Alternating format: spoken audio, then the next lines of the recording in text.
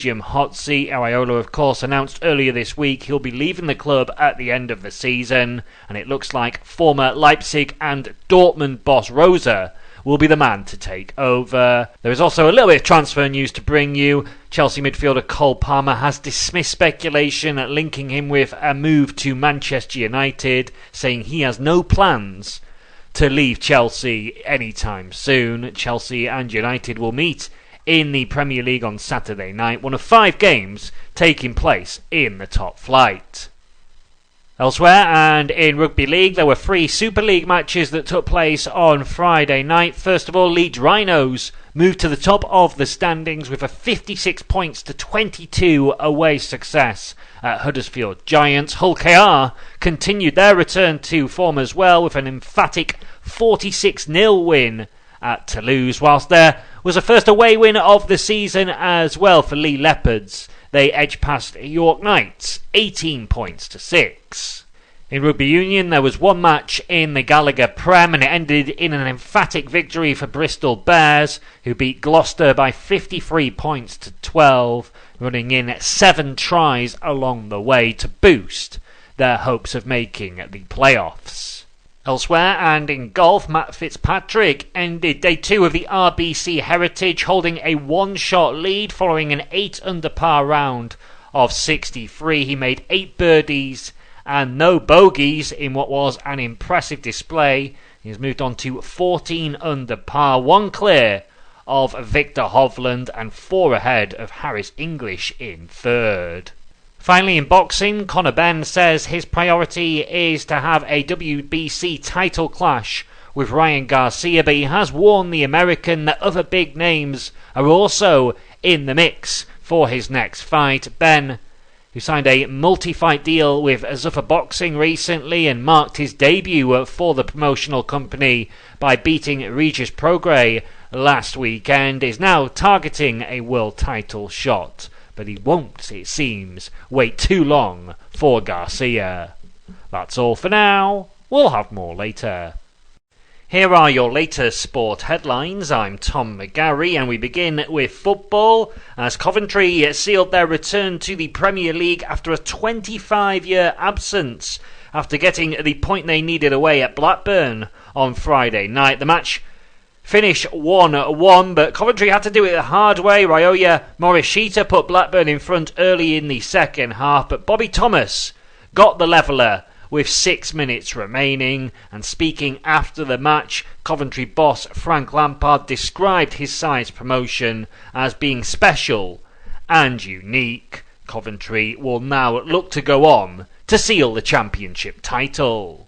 Elsewhere, and a couple of other lines to bring you from the world of football. First of all, Bournemouth are close to appointing Marco Rosa as the man to succeed Andoni Iraola in the Vitality Stadium hot seat. Iraola, of course, announced earlier this week he'll be leaving the club at the end of the season, and it looks like former Leipzig and Dortmund boss Rosa will be the man to take over. There is also a little bit of transfer news to bring you. Chelsea midfielder Cole Palmer has dismissed speculation linking him with a move to Manchester United, saying he has no plans to leave Chelsea anytime soon. Chelsea and United will meet in the Premier League on Saturday night, one of 5 games taking place in the top flight. Elsewhere, and in Rugby League, there were 3 Super League matches that took place on Friday night. First of all, Leeds Rhinos moved to the top of the standings with a 56 points to 22 away success at Huddersfield Giants. Hull KR continued their return to form as well with an emphatic 46-0 win at Toulouse, whilst there was a first away win of the season as well for Lee Leopards. They edged past York Knights 18 points to 6. In Rugby Union, there was one match in the Gallagher Prem, and it ended in an emphatic victory for Bristol Bears, who beat Gloucester by 53 points to 12, running in 7 tries along the way to boost their hopes of making the playoffs. Elsewhere, and in golf, Matt Fitzpatrick ended day 2 of the RBC Heritage holding a 1-shot lead following an 8 under par round of 63. He made 8 birdies and no bogeys in what was an impressive display. He has moved on to 14 under par, 1 clear of Victor Hovland and 4 ahead of Harris English in third. Finally, in boxing, Conor Benn says his priority is to have a WBC title clash with Ryan Garcia, but he has warned the American that other big names are also in the mix for his next fight. Benn, who signed a multi-fight deal with Zuffa Boxing recently and marked his debut for the promotional company by beating Regis Prograis last weekend, is now targeting a world title shot. But he won't, it seems, wait too long for Garcia. That's all for now. We'll have more later.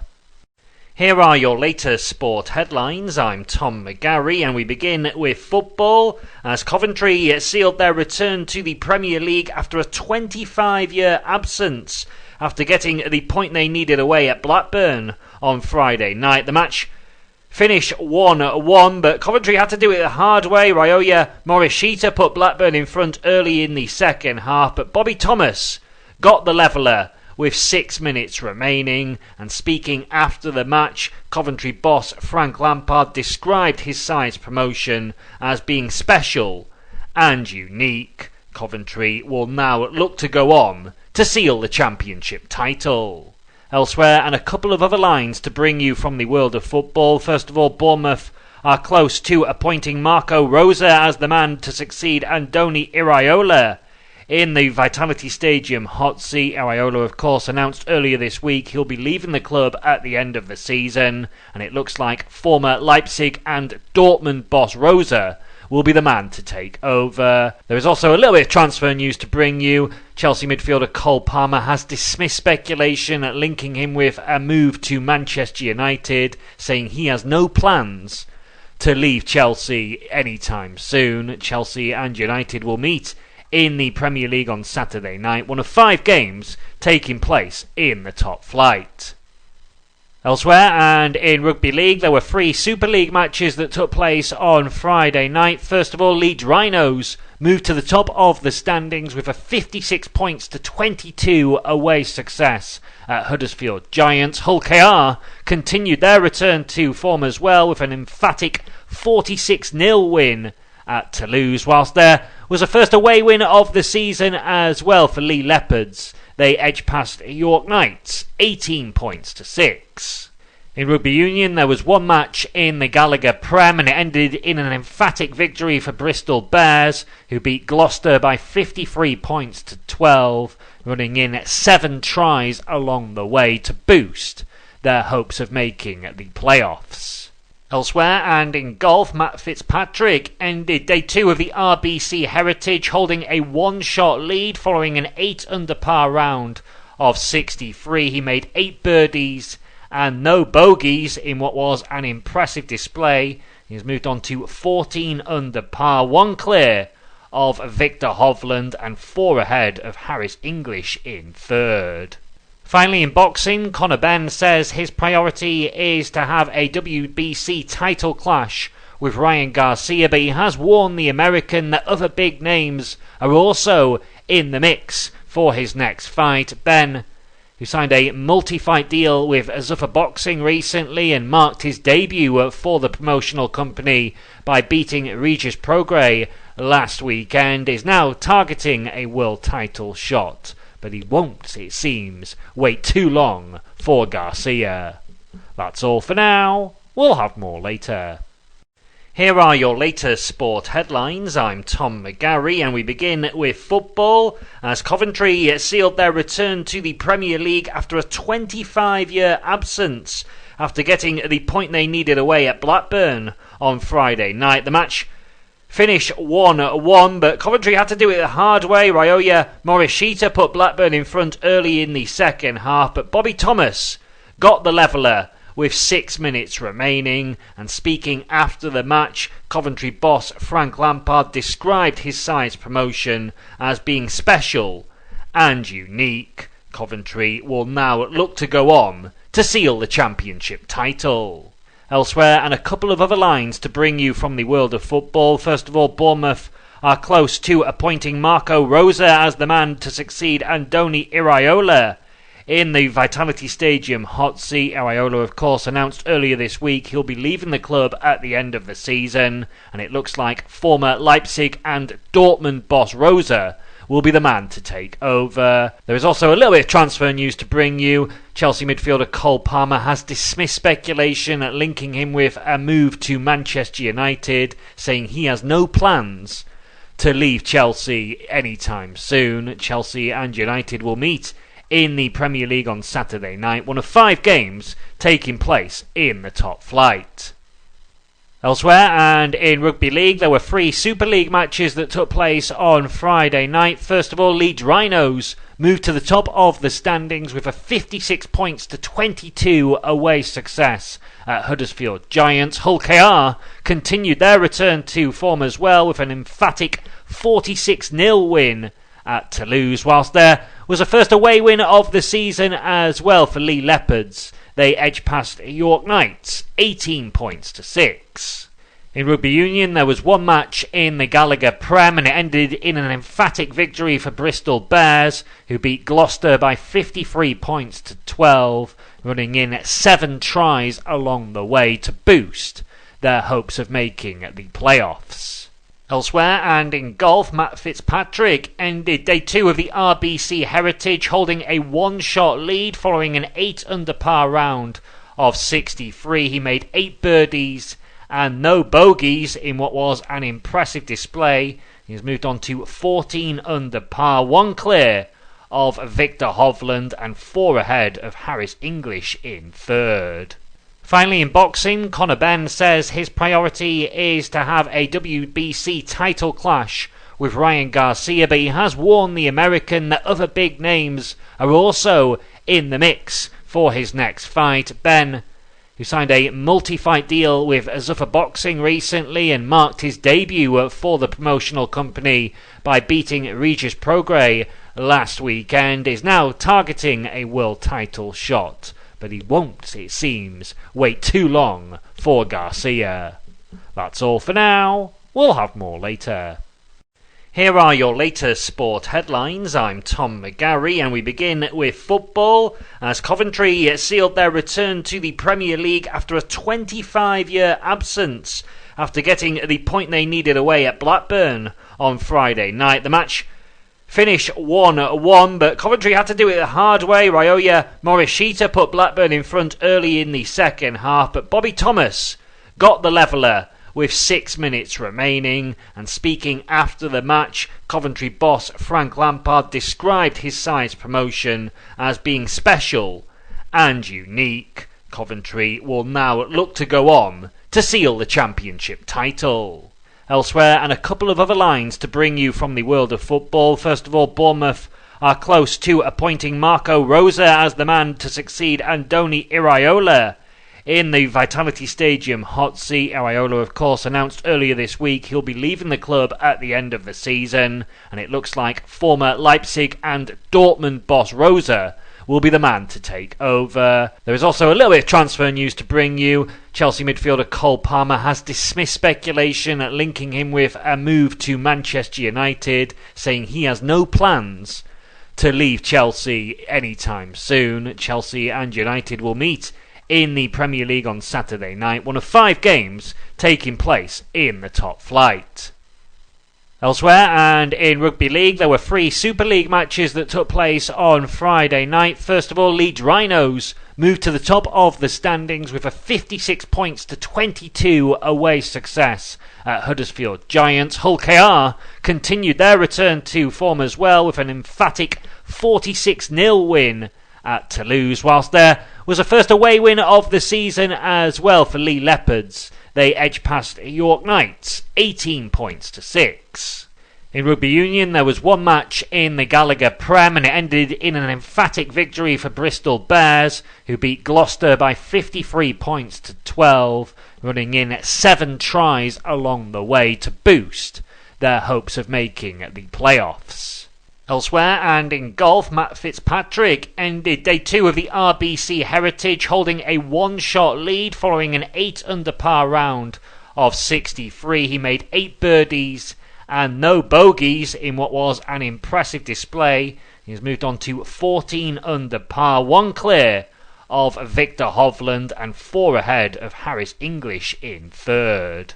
Finally, in boxing, Conor Benn says his priority is to have a WBC title clash with Ryan Garcia, but he has warned the American that other big names are also in the mix for his next fight. Benn, who signed a multi-fight deal with Zuffa Boxing recently and marked his debut for the promotional company by beating Regis Prograis last weekend, is now targeting a world title shot. But he won't, it seems, wait too long for Garcia. That's all for now. We'll have more later.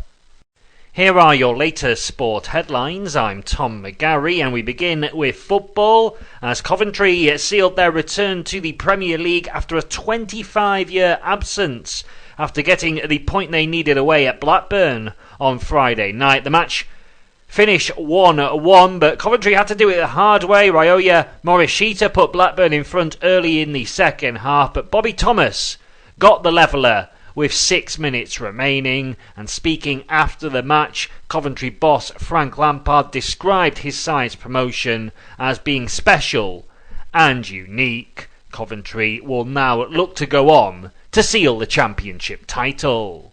Elsewhere, and a couple of other lines to bring you from the world of football. First of all, Bournemouth are close to appointing Marco Rosa as the man to succeed Andoni Iraola in the Vitality Stadium hot seat. Iraola, of course, announced earlier this week he'll be leaving the club at the end of the season, and it looks like former Leipzig and Dortmund boss Rosa will be the man to take over. There is also a little bit of transfer news to bring you. Chelsea midfielder Cole Palmer has dismissed speculation linking him with a move to Manchester United, saying he has no plans to leave Chelsea anytime soon. Chelsea and United will meet in the Premier League on Saturday night, one of 5 games taking place in the top flight.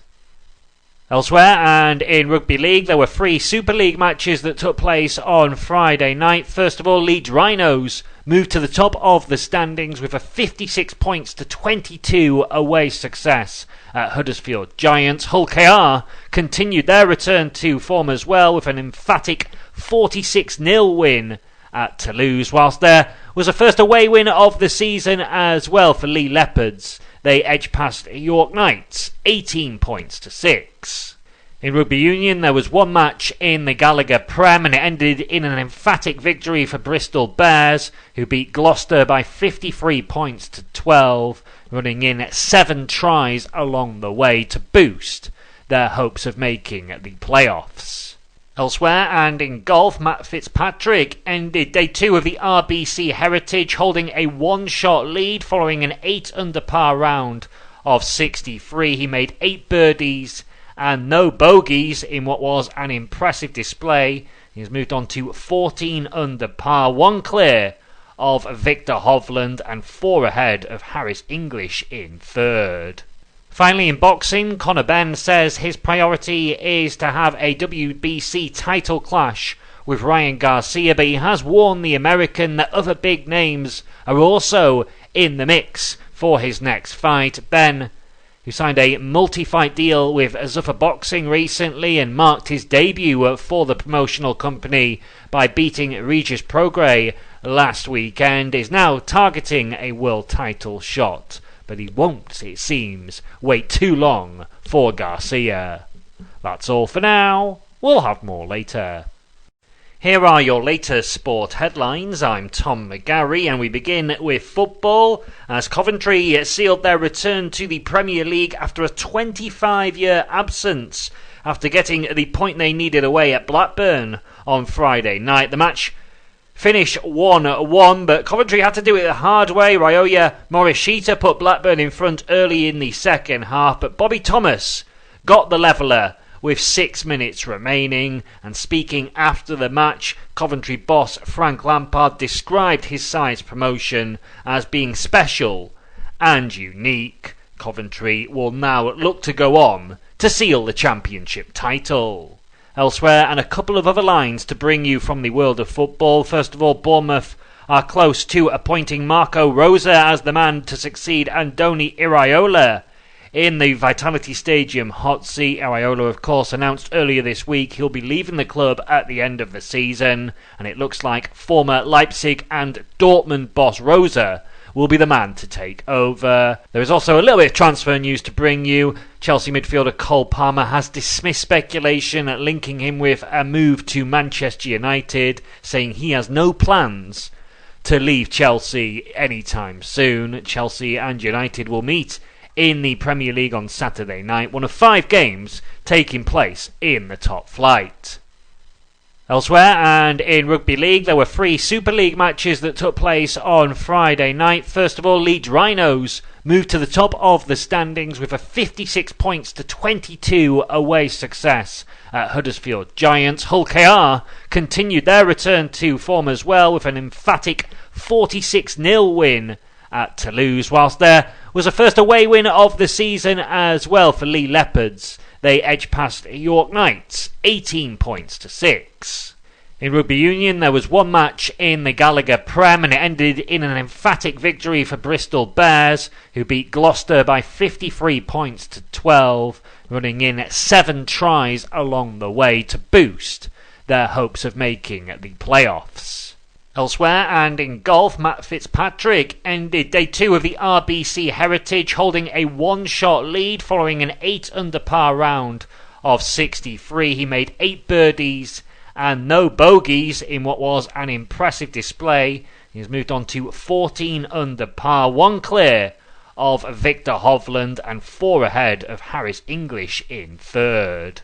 Finally, in boxing, Conor Benn says his priority is to have a WBC title clash with Ryan Garcia, but he has warned the American that other big names are also in the mix for his next fight. Benn, who signed a multi-fight deal with Zuffa Boxing recently and marked his debut for the promotional company by beating Regis Prograis last weekend, is now targeting a world title shot. But he won't, it seems, wait too long for Garcia. That's all for now. We'll have more later. Here are your latest sport headlines. I'm Tom McGarry, and we begin with football, as Coventry sealed their return to the Premier League after a 25-year absence, after getting the point they needed away at Blackburn on Friday night. The match finished 1-1, but Coventry had to do it the hard way. Ryoya Morishita put Blackburn in front early in the second half, but Bobby Thomas got the leveller with 6 minutes remaining. And speaking after the match, Coventry boss Frank Lampard described his side's promotion as being special and unique. Coventry will now look to go on to seal the championship title. Elsewhere, and a couple of other lines to bring you from the world of football. First of all, Bournemouth are close to appointing Marco Rosa as the man to succeed Andoni Iraola in the Vitality Stadium hot seat. Iraola, of course, announced earlier this week he'll be leaving the club at the end of the season, and it looks like former Leipzig and Dortmund boss Rosa will be the man to take over. There is also a little bit of transfer news to bring you. Chelsea midfielder Cole Palmer has dismissed speculation linking him with a move to Manchester United, saying he has no plans to leave Chelsea anytime soon. Chelsea and United will meet in the Premier League on Saturday night, one of 5 games taking place in the top flight. Elsewhere, and in Rugby League, there were 3 Super League matches that took place on Friday night. First of all, Leeds Rhinos moved to the top of the standings with a 56 points to 22 away success at Huddersfield Giants. Hull KR continued their return to form as well with an emphatic 46-0 win at Toulouse, whilst there was a first away win of the season as well for Lee Leopards. They edged past York Knights 18 points to 6. In Rugby Union, there was one match in the Gallagher Prem, and it ended in an emphatic victory for Bristol Bears, who beat Gloucester by 53 points to 12, running in 7 tries along the way to boost their hopes of making the playoffs. Elsewhere, and in golf, Matt Fitzpatrick ended day 2 of the RBC Heritage holding a 1-shot lead following an 8 under par round of 63. He made 8 birdies and no bogeys in what was an impressive display. He's moved on to 14 under par, 1 clear of Victor Hovland and 4 ahead of Harris English in third. Finally, in boxing, Conor Benn says his priority is to have a WBC title clash with Ryan Garcia, but he has warned the American that other big names are also in the mix for his next fight. Benn, who signed a multi-fight deal with Zuffa Boxing recently and marked his debut for the promotional company by beating Regis Prograis last weekend, is now targeting a world title shot. But he won't, it seems, wait too long for Garcia. That's all for now. We'll have more later. Here are your latest sport headlines. I'm Tom McGarry, and we begin with football as Coventry sealed their return to the Premier League after a 25-year absence after getting the point they needed away at Blackburn on Friday night. The match finished 1-1, but Coventry had to do it the hard way. Ryoya Morishita put Blackburn in front early in the second half, but Bobby Thomas got the leveller with 6 minutes remaining. And speaking after the match, Coventry boss Frank Lampard described his side's promotion as being special and unique. Coventry will now look to go on to seal the championship title. Elsewhere, and a couple of other lines to bring you from the world of football. First of all, Bournemouth are close to appointing Marco Rosa as the man to succeed Andoni Iraola in the Vitality Stadium hot seat. Iraola, of course, announced earlier this week he'll be leaving the club at the end of the season, and it looks like former Leipzig and Dortmund boss Rosa will be the man to take over. There is also a little bit of transfer news to bring you. Chelsea midfielder Cole Palmer has dismissed speculation linking him with a move to Manchester United, saying he has no plans to leave Chelsea anytime soon. Chelsea and United will meet in the Premier League on Saturday night, one of 5 games taking place in the top flight. Elsewhere, and in Rugby League, there were 3 Super League matches that took place. The visitors are going to get us kicked off. Brighton, they're going from left to right in the opening 45 minutes. It's the all-yellow strip for them. Spurs in the white shirt, blue shorts, white socks, going from right to left. Brighton, of course, now under Fabian Hürzeler.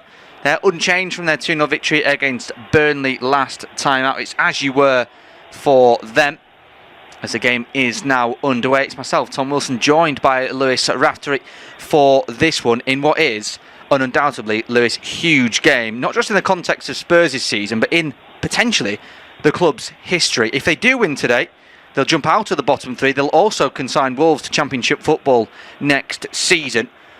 But that is a tough test, considering that they haven't won in 2026 in a total of 14 games in the Premier League. Yeah, 100%. It's one of them, isn't it, as well, that, I mean, we were speaking about this as soon as we were on this game. It's box office as well, isn't it, with all the things you mentioned, De Zerbi, here, there and everywhere. I covered them against Sunderland last week as well, and I thought they were, to say it was his first game in charge, I thought it was quite an impressive performance, but Sunderland at the Stadium of Light going away to that's always incredibly difficult.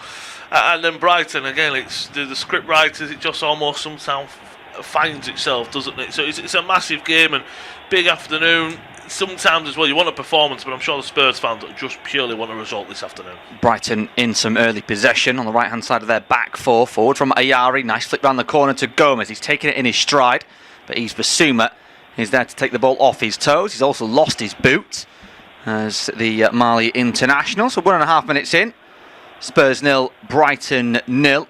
As I mentioned, so a victory for Spurs this afternoon / this evening, by the time the game finishes, of course, will mean that Wolves are playing Championship football next season after their 3-0 defeat away at Ellen Road against Leeds United. That's a win for Daniel Farke's side, which sees them now 9 points clear of Spurs before this kick-off ball. It's back with Kinski, remains in goal. Plays it to the right-hand side for Danso into the feet of Pedro Porro. Lofted ball forward into the final third. Solanke will give chase. Goalkeeper Verbruggen off his line. Had to come across to near his byline to come and collect that one. There was also a run there from Destiny Udogie from the back. We spoke, Lewis, about the Spurs lineup the fact that he's essentially named 4 central midfielders has De Zerbi. It's Kinski in goal, Porro, Danso, Van der Ven and Udogie. Then you've got Basuma, Gallagher, Bentancur and Simmons all in the 11. Kolomwani with Solanke as well. It's potentially a 3 with Simmons up there, but it could also be a very compact 4. It could, and you said that opportunity to be that 4-4-2 diamond, couldn't it? Maybe Bentancur sitting, Gallagher and Basuma with the 2 wider midfielders, and Simmons in behind the duo of Solanke and Kolomwani. It could easily be that. Could be, as you said, rightfully so, Simmons on the left, Kolomwani on the right, Solanke leading the line, and the midfield 3 of the other midfielders. It's up for interpretation. At the moment, Simmons is quite on the left-hand side, Basuma and Gallagher almost into attacking 10 positions, and Bentancur sitting off a little bit. So it'll be interesting, but also what it does leave, which I think De Zerbi likes, is it might start as this, but it could evolve into that 4-4-2, could evolve into a 4-2-2, 4-3-3, 4-4-2. So it gives a lot of options, and I also think it probably says to a couple of the players, look, I'm giving you an opportunity to play in this position. Okay, it's not working, let me swap it. It gives opportunity for a bit of fluidity as well. For Brighton, it's Verbruggen in goal. It's the double goal scorer last time out, Mats Wiefer, with Van Hecke, Boscagli and Kadioglu at the back, Ayari, Gross and Hinchelwood in midfield, Minte and Gomez supporting Welbeck.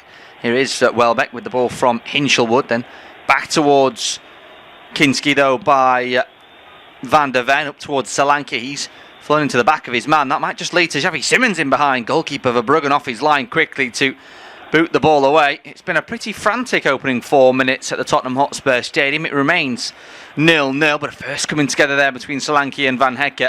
It's a former Bournemouth man who gets the rub of the green. I wouldn't say won the ball, Lewis. It sort of just went over his head to the run of Simmons, didn't it? Yeah, I mean, personally, I don't think... If maybe Solanke really has a look at Van Hecke and goes into him, or there's an elbow or a shoulder, I think that's a foul. I don't think that's a foul, but we do see referees usually give that, don't we?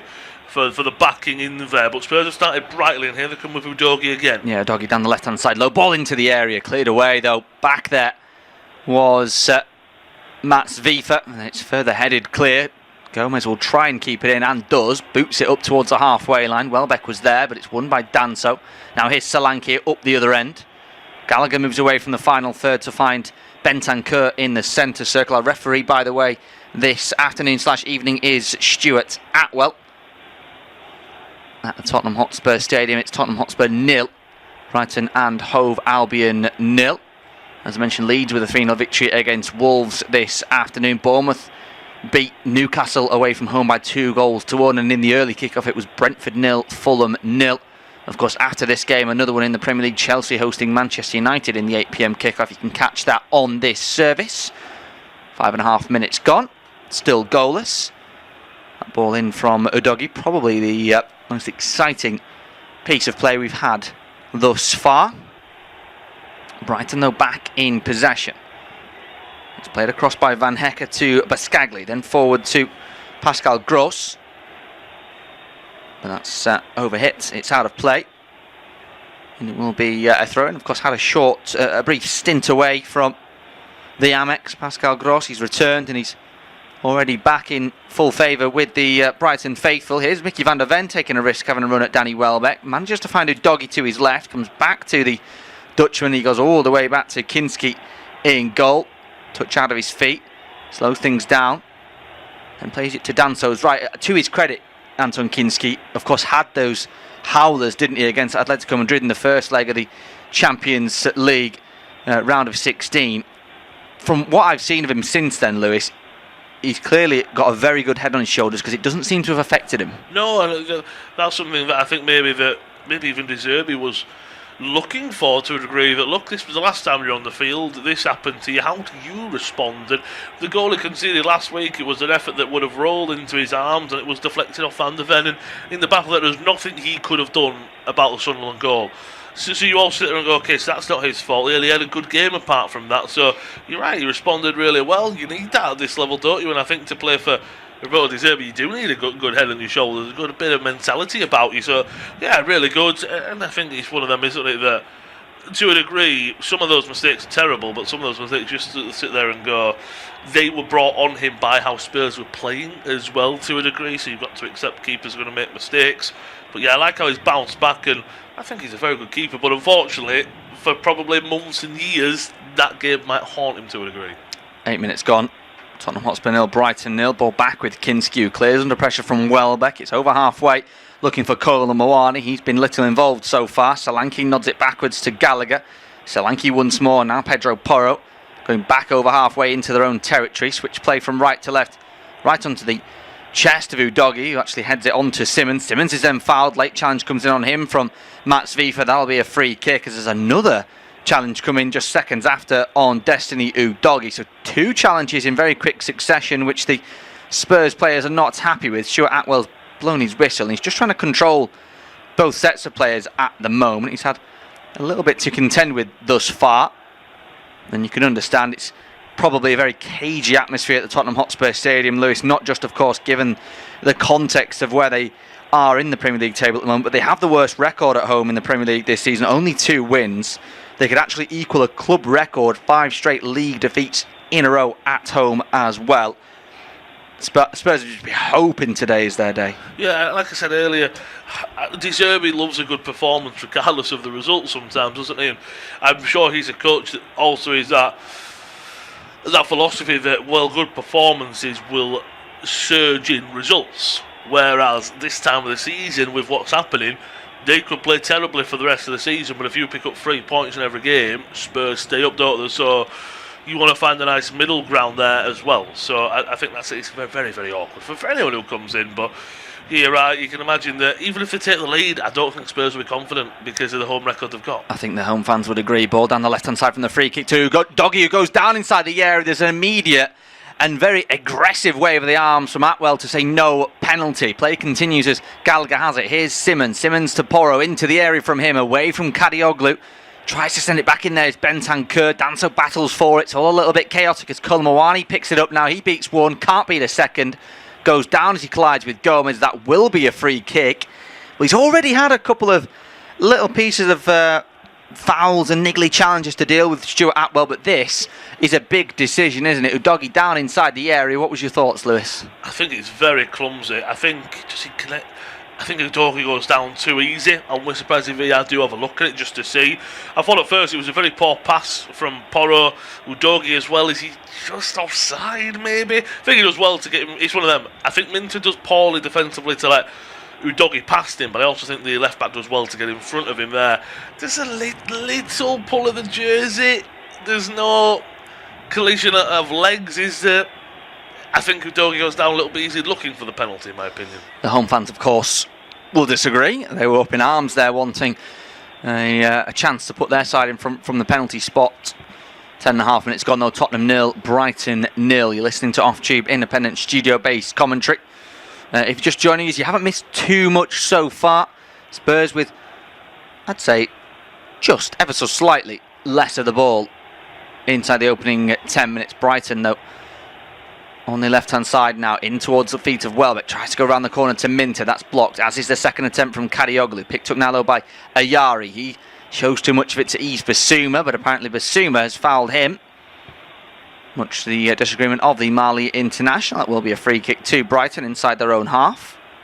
Ayari has the ball in his hands, drops it onto the turf, and that will allow Kadioglu to take it. Plays it across to Boscagli. He has looked forward for options, doesn't see any, goes backwards instead to Verbruggen. Verbruggen on the edge of his box. Plays it to Kadioglu to his left. It's a right-footed clearance up into the air. Danso wins the header. And there's a chase on here behind. Verbruggen again, though, off his line quickly. Read the game ever so well on a couple of occasions so far, has the Dutchman. There's a real who-who, actually, of the Netherlands international team taking place in this game. You've got Verbruggen, of course. The two in the back four, Vifa and Van Hekke for Brighton. And then a handful as well in the Spurs lineup, of course. Mickey van der Ven, the Spurs captain. And Xavi Simmons, of course, as well in midfield. 12 minutes into the game, still goalless. Here's Danso, forward, looking for Gallagher. Picked off by Ayari, good feet from him. Finds Welbeck, round the corner to Minty. Poor ball, intercepted by Bentancur. Spurs play it forward, now they lose possession. Here's Gomez in the centre circle. 3 in support in front of him, tries to feed it through to Minter. He's shrugged off the ball by Porro, he'll clear away from danger. It's all been a little bit bitty so far, a little bit scrappy, Lewis. Neither side really looked too dangerous. No, they haven't. You spoke about tension, and I know we can't hear the crowd, but we can definitely see it. Sometimes you can see it. Because, for example, you're at that penalty. It was, even if it was given, it's a soft penalty, isn't it, from Doggy? But the Spurs, the Spurs one stood up as if he'd been two-footed and taken out for a clean penalty, because there's desperation in the air as well. It isn't for Spurs. Whereas Brighton, they're going to go about their business as they are, and I think what they do well, especially on the Hotspur, they just react and adapt to whatever they're given, and they're, I think, almost reacting and adapting to this tense situation. Here come Brighton on the left-hand side, just moving into the final third is Gross. The pass to Minte is a little bit short. Porro slides in, comes off Minte last and out for a Spurs throw on the far right-hand side. About midway through their own territory, if not maybe 5 yards short of that. 13.5 minutes gone, still goalless at the Tottenham Hotspur Stadium. Well, point doesn't really do too much for them. Roberto De Zerbi's side, it will put them 1 point behind West Ham in the live standings. West Ham, of course, still to play. They play on Monday night away at Crystal Palace. What a big game that is, regardless of the result in this one this afternoon. Here's a doggy down the left for Spurs.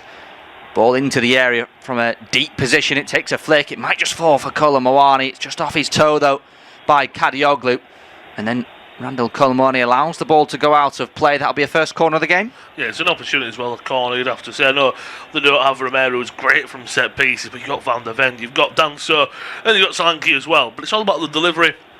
I'm not sure if it being from the far side, if it'll be a outswinger, inswinger, or Porro takes a lot of their set pieces. Looks like it will be him to take, and it will be an outswinger. Goes from corners. I mean, Arsenal get a lot of credit, but it'll be Spurs who've got 14 in second place, so dangerous from set pieces, I suppose. Xavi Simons will take it on the far right-hand side. It will be an away swinger then for the right-footed Dutch international. Raises his left arm just in front of the travelling Brighton fans in that corner. Right boot at the ball, high lofted towards the penalty spot, where Bentancur nods it back across towards Solanke. Referee's blown his whistle.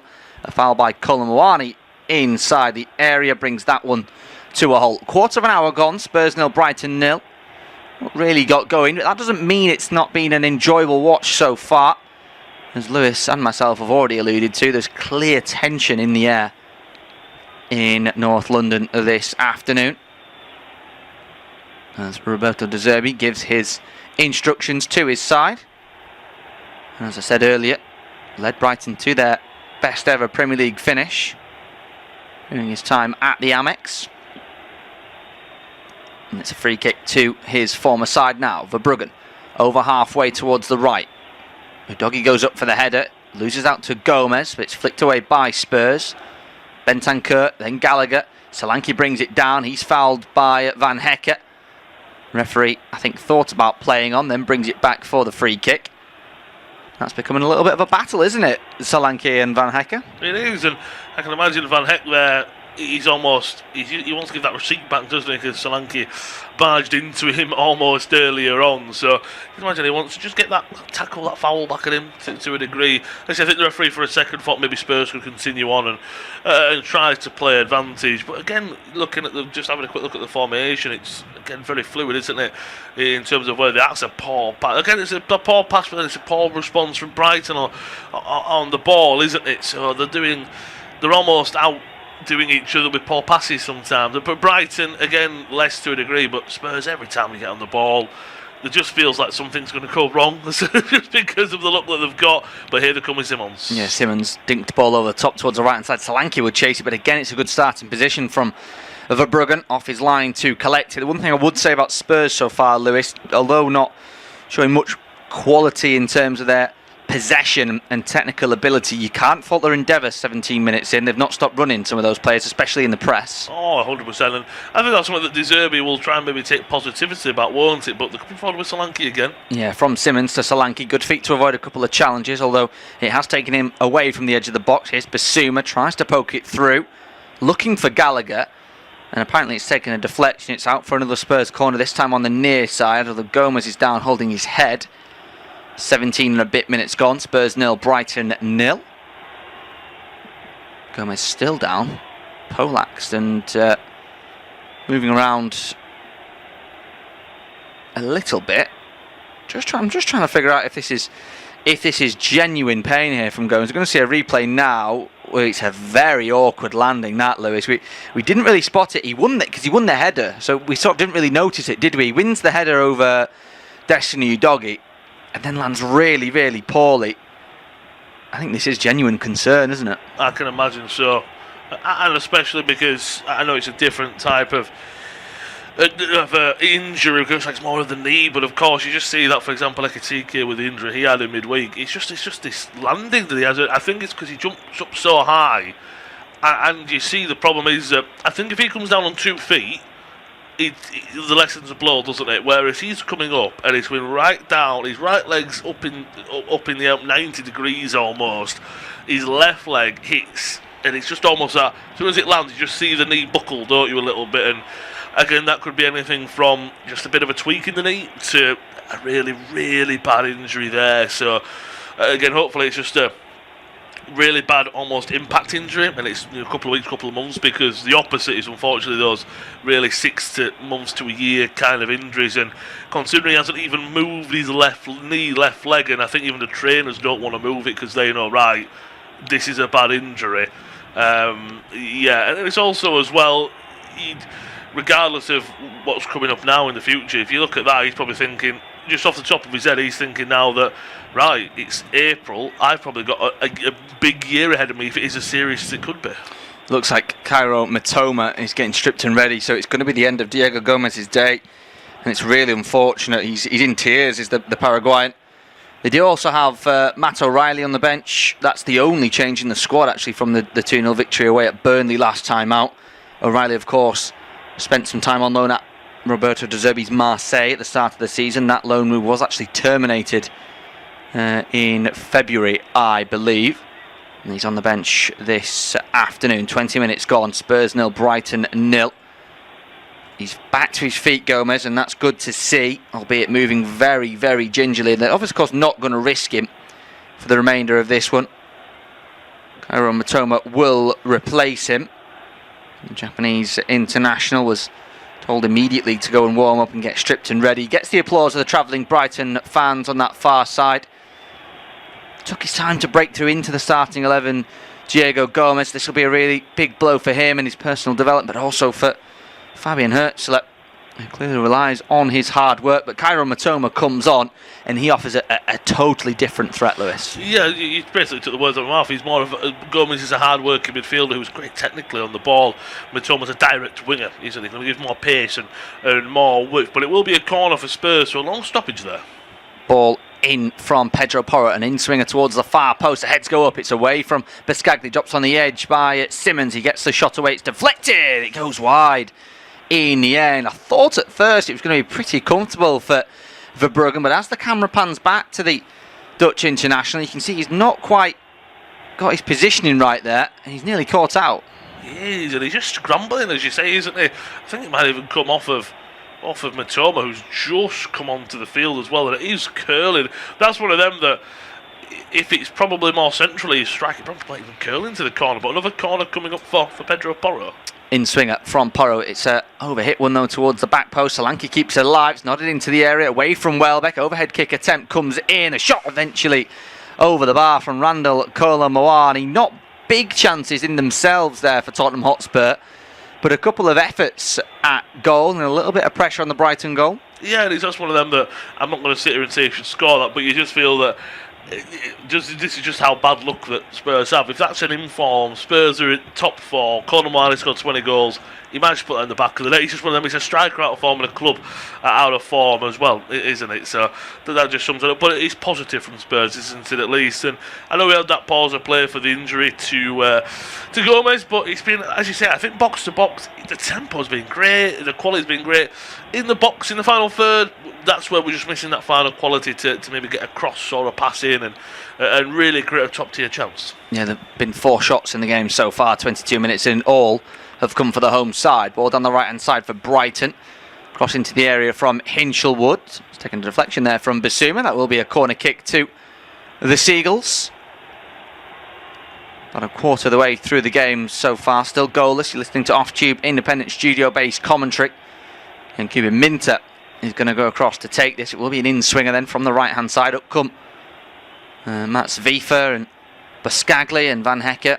The latter, as well as potentially Danny Welbeck, will be a target, you would think, from this dead ball situation. Left arm in the air from Minter, left foot at the ball, high lofted, back post, overhit, left very smartly there by Rodrigo Bentancur, and out for a goal kick. Well, deliveries will have to be much better, you would imagine, from Yankibi Minter. Of course, got the likes of Pascal Gross, who can certainly hit a dead ball. Surprised not to see him take that one, in fact. Goal kick taken by Spurs quite quickly. Ball forward from Van der Ven to halfway, looking for Solanke. Header one by Van Hecke. Picked up, though, by Gallagher on halfway. Solanke, left-hand side. Picks it up almost on the touchline. Has a run into the final third. No real options. Has to go laterally to Gallagher. Gallagher back to Basuma. Basuma takes a touch and goes all the way back to halfway for Van der Ven. And Spurs will recycle. Here's Danso. Infield to Bentancur. Turns into the centre circle. 1-2 with Gallagher. Good press from Pascal Gross just to keep Spurs at arm's length. Here's Basuma. Left-hand side, the former Brighton man. Infield to Simmons. Simmons back to Bentancur. Keeping the ball well, Spurs, albeit not penetrating the Seagulls' backline just yet. Here's Van der Ven. To his right for Danso. Kulumwani just pulled out on the right-hand side. Obviously the goalkeeper instead, though, in Kinski. Really good pressure from Brighton as Kinski goes to his left for Van der Ven. Drilled ball forward into the channel looking for Solanke, and he's onside at the moment, is Dominic Solanke. And then the flag goes up. And I think he knew, the former Bournemouth man, that he was in an offside position. So that will be a Brighton free kick. And with that, as I said a few moments ago, we are over the quarter mark in the game. We're halfway through the first half. I'll hand over to Lewis to take you through to half-time.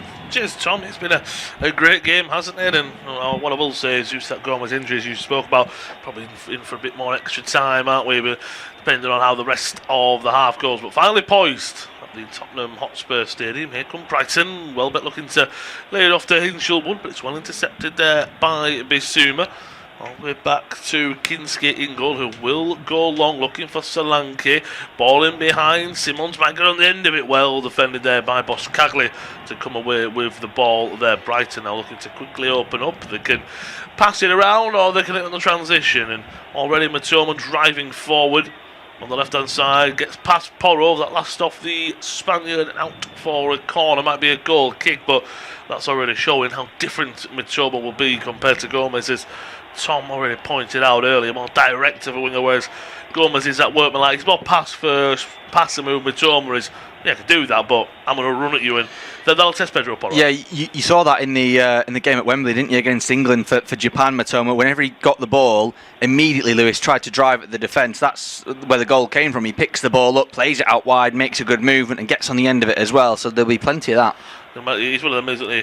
You might defend him 10 times, but that 11th time he'll still run at you, won't he? So that can almost be mentally destroying as a defender. Ball comes in from the corner right on Kinski. It was an absolutely packed 6-yard box, and the keeper does well. Again, I can assume, again, as you spoke about the Atletico game and you spot on, it's little things like that, isn't it, that, right, I've come out there, I've got a good touch on it. It's little things, I can imagine a save really boosts your confidence. Yeah, and, you know, the Spurs fans will love that, because Vicario so often doesn't do what he just did there, Lewis, does he? He so often is too weak inside the area from corners, from long throws and from free kicks, so that'll certainly give the home fans some confidence.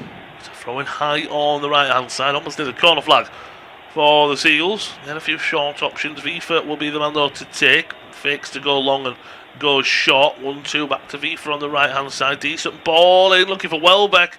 He goes down. I don't know if Danso's caught him with possibly a shoulder or an elbow. Don't think it was malicious. That's Popple out though from Brighton. And Gallagher will intercept, but he almost is a little bit, again, as Tom rightfully pointed out, it's very frantic in the middle. Long ball forward over the top. Kinski comes out, makes a good interception. Great clearances. And again, I think both teams, the decision making is a little bit off at the moment. Bissouma, he's tackled and the ball taken away from him by a Minter. On the right hand side, he's going to cut inside. Put the ball into the box. Nothing really comes of it. They win it back, but he's still going. It's Minter. Great tackle from Van der Ven. Spurs look to come forward. That's a late one on Gallagher. Look, Yara, he's he's mad there, and he's very angry. I think he's more angry at his teammates. You lost the ball. I've had to almost go in there and stop a counter because you guys couldn't keep the ball and couldn't create something there. Yeah, he's frustrated with Minter, I think, who does really well actually to dispossess Basuma, then beats him. His ball into the area isn't great, manages to pick it up, rides a couple of challenges, but he has to release it there, Lewis. There's 3 or 4 around him. It would have been a Messi-like dribble if he was ever going to do anything. Here comes Spurs. Down the other end, Spurs with Gallagher into the penalty area. Takes it back on his favoured right boot. Goes for a strike, takes a wicked deflection and out for a corner. That just shows how quickly Spurs can hit on a transition. Right side with Paulo Gallagher, and that'll be important if they are playing this 4-3-3. They only need Gallagher runs and Simon and runs from Basuma forward to help out and add that 4 forward, if you will. Yeah, well, one thing you're always going to get with Gallagher is work rate, Lewis, whether it be defensive or offensive. He'll make runs for you if there's space. That's exactly what he's done there to get himself get inside a corner. Will be an outswing, and once again looks like Xavi Simons will be the man to take. A couple of short options again all the time. Teams are looking for set pieces of how they can work them around.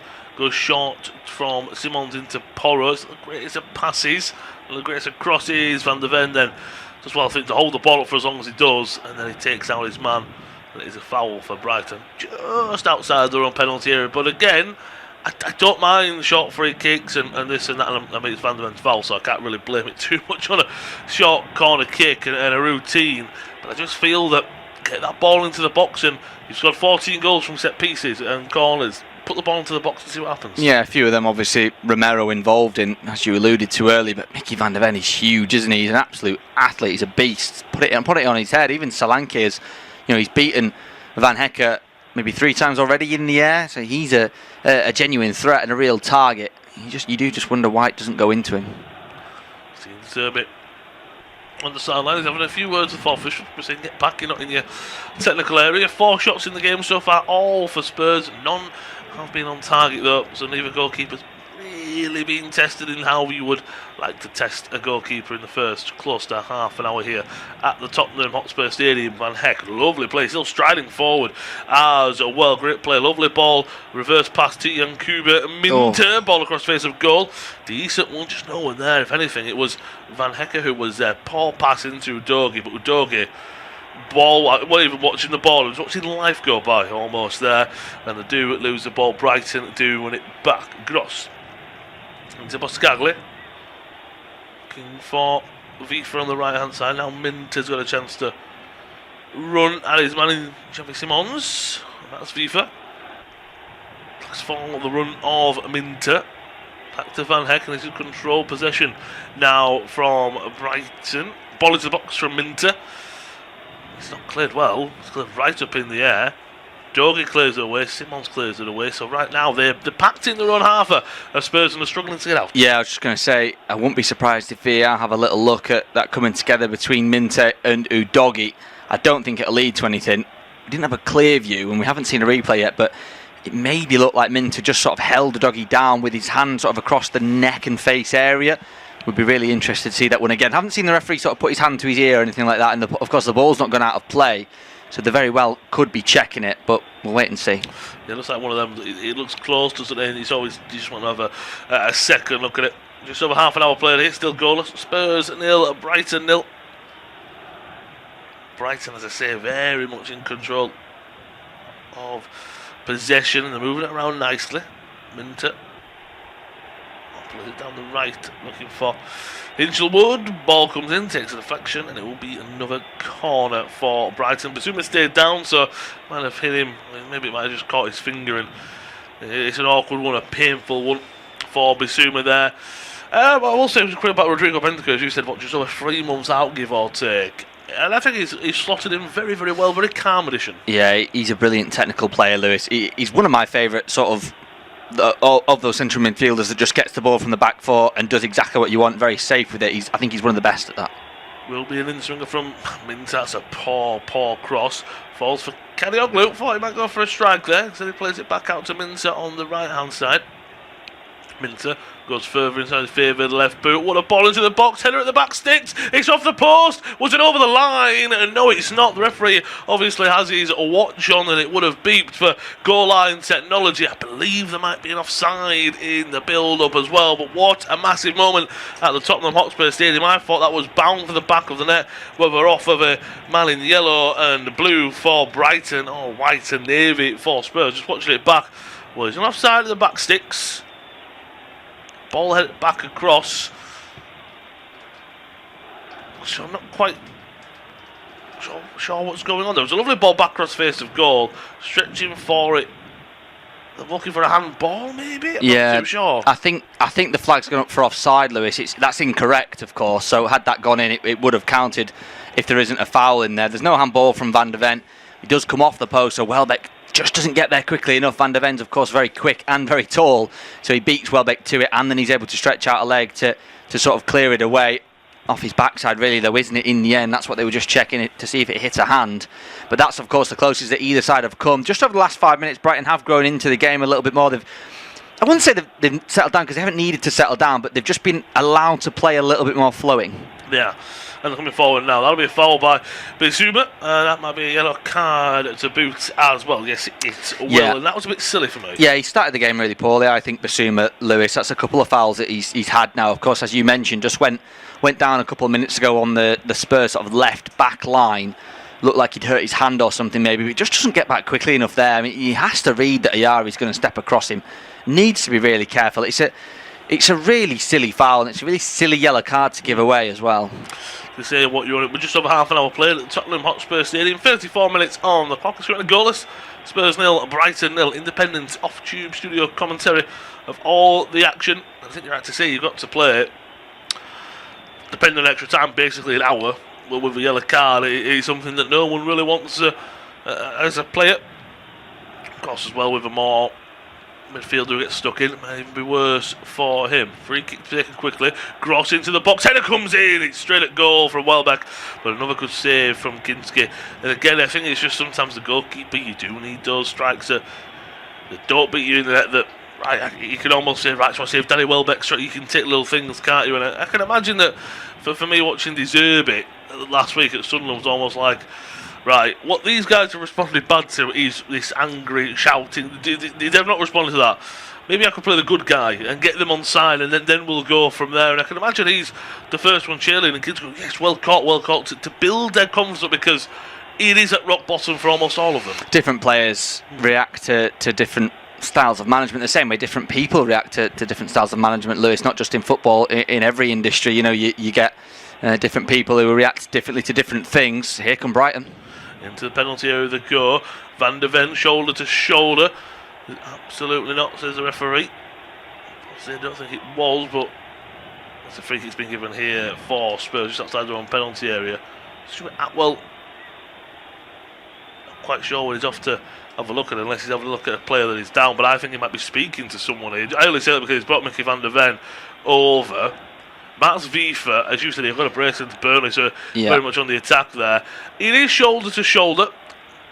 Do you think there's anything in that? The only thing that makes me think that they're having a look at this, Lewis, because it isn't sort of directly 100% shoulder on 100% shoulder. Mats Wiefer clearly sees the defender coming, Van de Ven, and he just turns his body ever so slightly, so it means that when that shoulder comes in from Van de Ven, he's actually making contact with the tricep, really, and you know, the sort of back of the shoulder, in the not quite the shoulder blade, but you know, the back of the shoulder around the tricep area. They've checked in and players continue, so it's not going to be a penalty. But I won't say it's smart from Mats Wiefer, but I can understand what he's trying to do. Yeah, it looks a bit of an aggressive shoulder, doesn't it, from Van de Ven, and little things like that could just really boil over with frustration. Coming forward is Xavi Simons. He's brought down there, and there will be a yellow card coming the way of the Brighton man, Mats Wiefer. So he goes into the referee's book, and at the moment, the last 5 minutes, this game has kind of just descended into a lot of little fouls, and the games, I think it will always recover. Could recover in less than 10 minutes to go to the first half, could come back in the second half. At the moment, we're struggling to find a tempo, because every time it seems it's about to go, a foul happens. We're picking back up, someone's taken down. It's hard to really build up some momentum at the moment. Yeah, it was pretty similar, really, in the 2-0 victory against Burnley last time out for for Brighton, Lewis. They scored right at the end of the first half, in the first half, which was not overly full of quality. It was pretty scrappy. It was back and forth without there being really many clear-cut chances. They got their goal right before the end of the first half, and they only doubled the lead right at the end of the game before the full-time whistle. So, yeah, it was very scrappy last week from Brighton as well, but they got over the line. I think based on the first 38 minutes, I'd say it's been pretty balanced. I wouldn't say either have really been better, but in these last few sort of 10 minutes, I think Brighton have grown into it. They've woken up a little bit, and I think they've realised, look, there hasn't been as bright a start from Spurs as maybe we were expecting. Is it now time just to turn up the gears ever so slightly before half-time to try and get that goal? Yeah, 100%. At the moment, Solanke is pressing down Van Heckers. Tom's already said what a battle that will be. Well, already has been on. Will continue to be. Long ball forward, looking for... It's Brighton forward. It's one well though. Trying to twist and turn away, and now forward they come down the left hand side. Xavi Simons goes down, and it'll be another foul. This time committed by Xavi Simons on FIFA, and again it's just another one that he's just really slowing the game down, and it's really benefiting Brighton, I can imagine. Yeah, well, that just came from Hinchelwood, Lewis, who lost possession. The ball was played forward to him. He's been so absent in the 38 that we've played. Exactly the same last week as well. Had him down on paper as a number 10 just behind Danny Welbeck, and that's pretty much the same this week, but he's been largely inefficient. Yes, usually the second striker in a Brighton system is vitally important. Here they come though with Solanke on the left hand side. Sure, they want him in the box instead of trying to find that space ball into the box. He's in the back of the net. Lovely ball in the box. Pedro Porro, the right back, getting in the right place at the right time. You can see what that means to the Spurs fans as well. It was lovely played down the left. Lovely curling ball into the box. And Pedro Porro, sometimes that's why if you get extra players forward, they're almost unmarked in the penalty box. And Pedro Porro, I can imagine that back four of Brighton are going, where's he come from? Whose man is that? Pedro Porro, the Spaniard, gives Spurs a 1-0 lead on the 39th minute mark. And as you said, we spoke about tension a lot, Tom, and the tension in the air and how big of a moment it is. I can just imagine that's just a little bit of a, not the world, the weight off the shoulders completely, but a little bit of sigh relief of we're leading, we've got a lead, and it's almost now Spurs just really can't go in the shells now. Yeah, they have to be careful, don't they, to manage the game, particularly to half time very well. But it's a brilliant ball in from Xavi Simons, isn't it? And Verbruggen thinks he can get there, comes flying out to the edge of his 6-yard box, and in the end it's an air punch. He gets nowhere near it. Pedro Porro just rises in front of him and nods it into, of course, at that point what is an empty net. I can't fault the cross, and I can't say there's anything wrong with it at all. I think the goalkeeper's really massively helped Spurs there, but it is a lovely ball in. Sort of takes it on the half turn. It's a reverse pass in towards the area, as I say. Pedro Porro just gets there in front of the goalkeeper, 1-0. It's a really good area. You're spot on about the ball as well. And it's one of them, isn't it, where he's running onto it. But what I think he does so well is he's almost off the back of his head, isn't he? Just because he knows if I just get anything on this before the goalkeeper, I think he's almost as well. He's in the air. I think he almost is bracing himself for impact. That if I get this ball first, as long as I do that, I could either go in the back of the net or the keeper might come out and absolutely take me out. But I'd win a penalty as well for that. So I think he was thinking of both of them. Also, De Zerbi, that's probably the 9th time he's been told to get back in his technical area.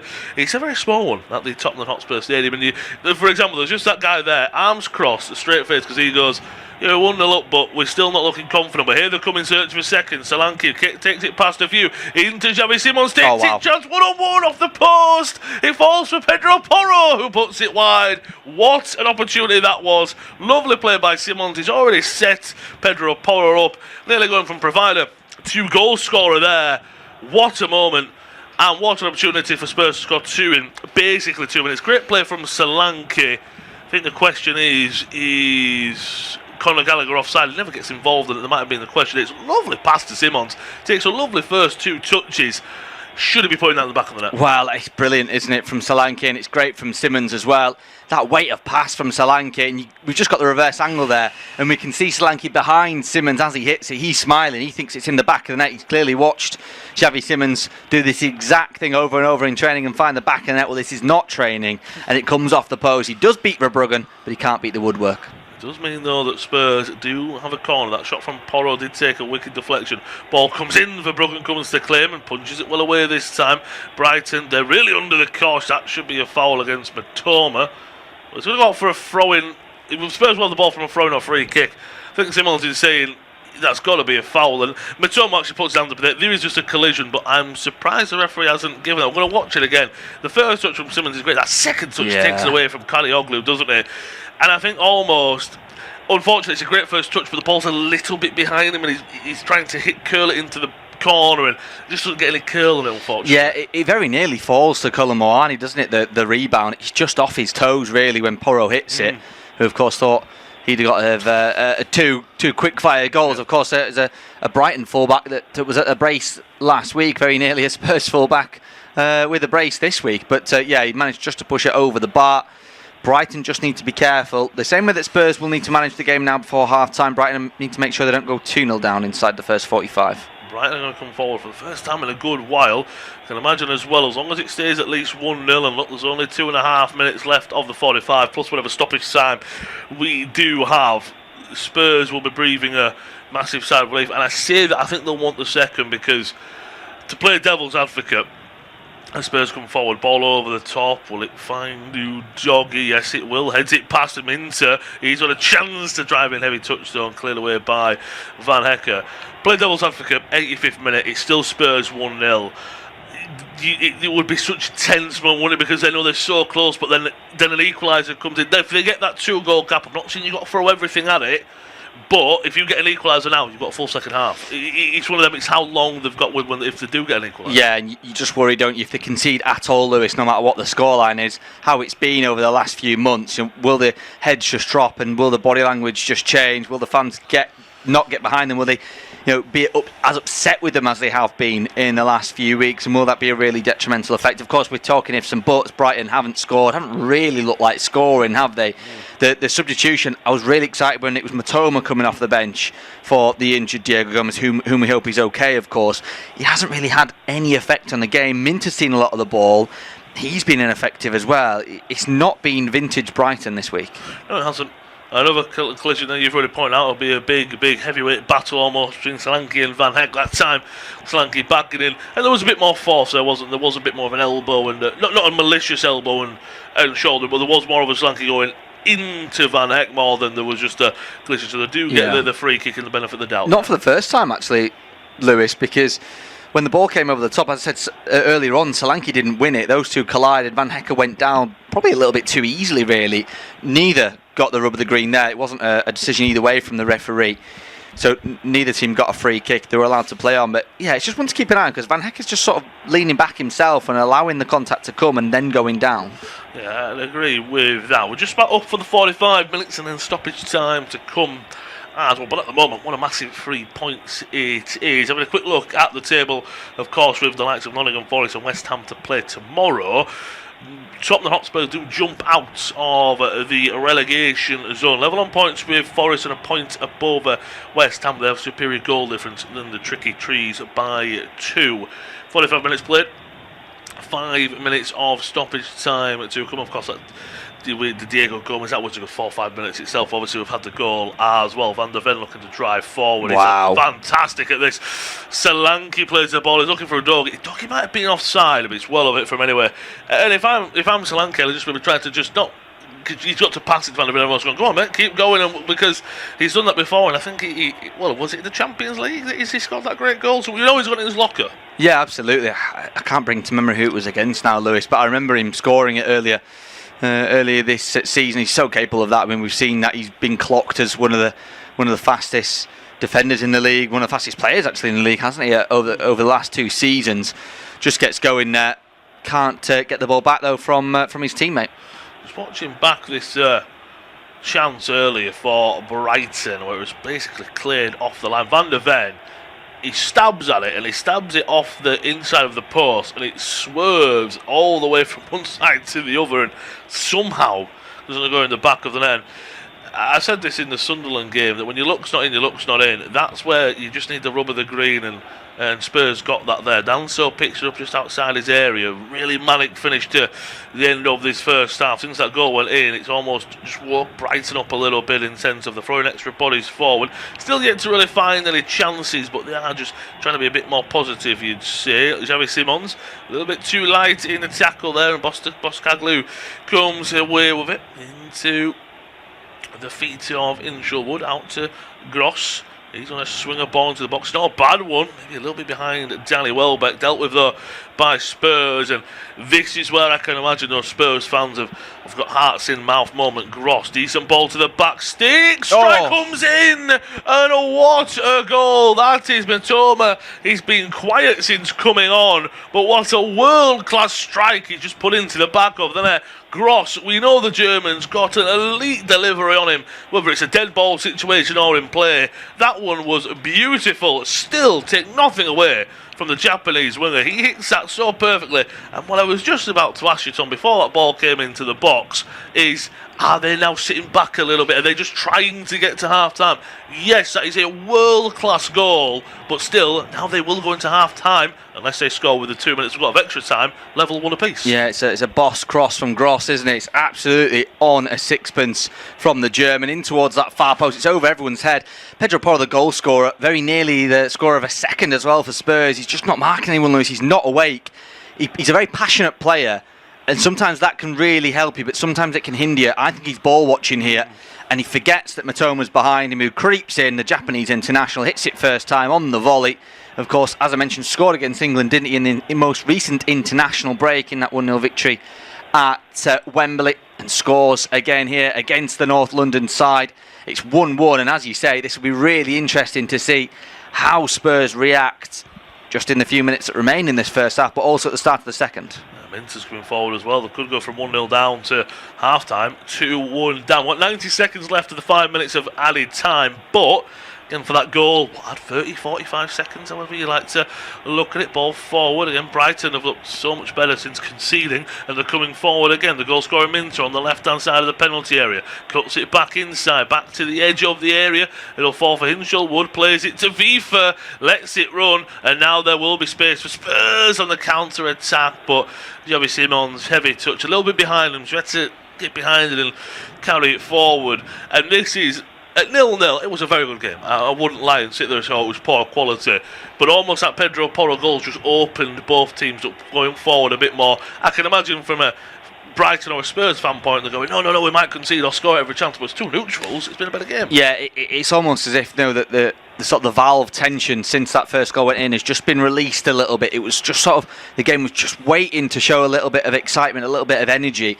and as that first goal went in, we've had chances now for both sides. Of course, just before them, Brighton hit the post, so it was around that time that we sort of really saw the game open. You almost don't want the first half to end now, do you? No, we want an extra 5-10 minutes for this, don't we? I think Brighton do as well. Vifa coming forward, ball to the edge of the area. He is pretty poor, I say that. I think Spurs, because they haven't hit on a counter-attack yet, I think they'd be quite happy to hit on a counter, but at the moment, I do think they are struggling. We're just about to hit the 5 minutes of stoppage time. As I say, the goal did come, though, in stoppage time, so we might get an extra 30 seconds or so. All eyes will be on Stuart Atwell, though, for that. Coming forward once again at Brighton. It's a lovely finish as well from Mitoma. Yeah. Because he just passes, because it's a great cross from Gross. He's just passing. Of course, you have to hit it right. Everything's going to be right, but it's just like a guided header, isn't it? Just guiding it in the back of the net. Unsavable, Lewis, as well, because it's into the sort of ceiling of the net, isn't it? Cross comes in. Cross comes in. Header comes in, and it's just wide from Hinshelwood. That might be the last kick of the first half. It is, and that could have ended very badly for Tottenham Hotspur. Roberto De Zerbi. He's heading down the tunnel, and I think he knows that could have been much worse there. Once again, it was a ball into the box and a Spurs man losing their man, but it was a Pedro Porro header after a delicious cross from Xavi Simons that gave them the lead. But then in stoppage time, a fantastic cross from Pascal Gross onto the left boot of Kaoru Mitoma. Means at half-time, there's still a lot of tension in the air at the Tottenham Hotspur Stadium. Half-time, the Spurs won, Brighton won.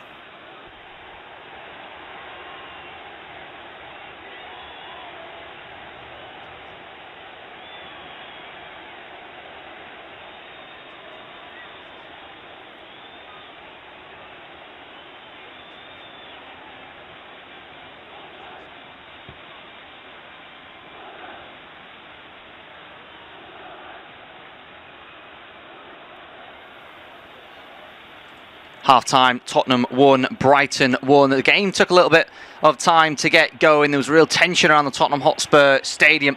That was until Brighton hit the post and Spurs cleared it off the line. Then Danny Welbeck went close with a header saved by Kinski, but it was Spurs that took the lead.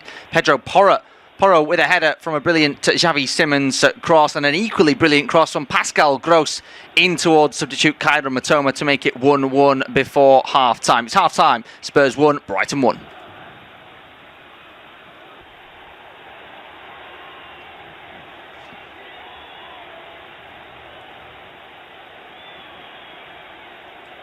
Half-time, Tottenham 1, Brighton 1. The game took a little bit of time to get going. There was real tension around the Tottenham Hotspur stadium. That was until Brighton hit the post and Spurs cleared it off the line. Then Danny Welbeck went close with a header saved by Kinski, but it was Spurs that took the lead. Pedro Porro with a header from a brilliant Xavi Simons cross, and an equally brilliant cross from Pascal Gross in towards substitute Kyra Matoma to make it 1-1 before half-time. It's half-time, Spurs 1, Brighton 1. Half-time, Tottenham 1, Brighton 1. The game took a little bit of time to get going. There was real tension around the Tottenham Hotspur stadium. That was until Brighton hit the post and Spurs cleared it off the line. Then Danny Welbeck went close with a header saved by Kinski, but it was Spurs that took the lead. Pedro Porro with a header from a brilliant Xavi Simons cross, and an equally brilliant cross from Pascal Gross in towards substitute Kyra Matoma to make it 1-1 before half-time. It's half-time, Spurs 1, Brighton 1. Half-time, Tottenham 1, Brighton 1. The game took a little bit of time to get going. There was real tension around the Tottenham Hotspur stadium. That was until Brighton hit the post and Spurs cleared it off the line. Then Danny Welbeck went close with a header saved by Kinski, but it was Spurs that took the lead. Pedro Porro with a header from a brilliant Xavi Simons cross, and an equally brilliant cross from Pascal Gross in towards substitute Kyra Matoma to make it 1-1 before half-time. It's half-time, Spurs 1, Brighton 1. Half-time, Tottenham 1, Brighton 1. The game took a little bit of time to get going. There was real tension around the Tottenham Hotspur stadium. That was until Brighton hit the post and Spurs cleared it off the line. Then Danny Welbeck went close with a header saved by Kinski, but it was Spurs that took the lead. Pedro Porro with a header from a brilliant Xavi Simons cross, and an equally brilliant cross from Pascal Gross in towards substitute Kyra Matoma to make it 1-1 before half-time. It's half-time, Spurs 1, Brighton 1. Half-time, Tottenham 1, Brighton 1. The game took a little bit of time to get going. There was real tension around the Tottenham Hotspur stadium. That was until Brighton hit the post and Spurs cleared it off the line. Then Danny Welbeck went close with a header saved by Kinski, but it was Spurs that took the lead. Pedro Porro with a header from a brilliant Xavi Simons cross, and an equally brilliant cross from Pascal Gross in towards substitute Kyra Matoma to make it 1-1 before half-time. It's half-time, Spurs 1, Brighton 1. Half-time, Tottenham 1, Brighton 1. The game took a little bit of time to get going. There was real tension around the Tottenham Hotspur stadium. That was until Brighton hit the post and Spurs cleared it off the line. Then Danny Welbeck went close with a header saved by Kinski, but it was Spurs that took the lead. Pedro Porro with a header from a brilliant Xavi Simons cross, and an equally brilliant cross from Pascal Gross in towards substitute Kyra Matoma to make it 1-1 before half-time. It's half-time, Spurs 1, Brighton 1. Half-time, Tottenham 1, Brighton 1. The game took a little bit of time to get going. There was real tension around the Tottenham Hotspur stadium. That was until Brighton hit the post and Spurs cleared it off the line. Then Danny Welbeck went close with a header saved by Kinski, but it was Spurs that took the lead. Pedro Porro with a header from a brilliant Xavi Simons cross, and an equally brilliant cross from Pascal Gross in towards substitute Kyra Matoma to make it 1-1 before half-time. It's half-time, Spurs 1, Brighton 1. Half-time, Tottenham 1, Brighton 1. The game took a little bit of time to get going. There was real tension around the Tottenham Hotspur stadium. That was until Brighton hit the post and Spurs cleared it off the line. Then Danny Welbeck went close with a header saved by Kinski, but it was Spurs that took the lead. Pedro Porro with a header from a brilliant Xavi Simons cross, and an equally brilliant cross from Pascal Gross in towards substitute Kyra Matoma to make it 1-1 before half-time. It's half-time, Spurs 1, Brighton 1. Half-time, Tottenham 1, Brighton 1. The game took a little bit of time to get going. There was real tension around the Tottenham Hotspur stadium. That was until Brighton hit the post and Spurs cleared it off the line. Then Danny Welbeck went close with a header saved by Kinski, but it was Spurs that took the lead. Pedro Porro Porro with a header from a brilliant Xavi Simons cross, and an equally brilliant cross from Pascal Gross in towards substitute Kyra Matoma to make it 1-1 before half-time. It's half-time, Spurs 1, Brighton 1. Half-time, Tottenham 1, Brighton 1. The game took a little bit of time to get going. There was real tension around the Tottenham Hotspur stadium. That was until Brighton hit the post and Spurs cleared it off the line. Then Danny Welbeck went close with a header saved by Kinski, but it was Spurs that took the lead. Pedro Porro with a header from a brilliant Xavi Simons cross, and an equally brilliant cross from Pascal Gross in towards substitute Kyra Matoma to make it 1-1 before half-time. It's half-time, Spurs 1, Brighton 1. Half-time, Tottenham 1, Brighton 1. The game took a little bit of time to get going. There was real tension around the Tottenham Hotspur stadium. That was until Brighton hit the post and Spurs cleared it off the line. Then Danny Welbeck went close with a header saved by Kinski, but it was Spurs that took the lead. Pedro Porro with a header from a brilliant Xavi Simons cross, and an equally brilliant cross from Pascal Gross in towards substitute Kyra Matoma to make it 1-1 before half-time. It's half-time, Spurs 1, Brighton 1.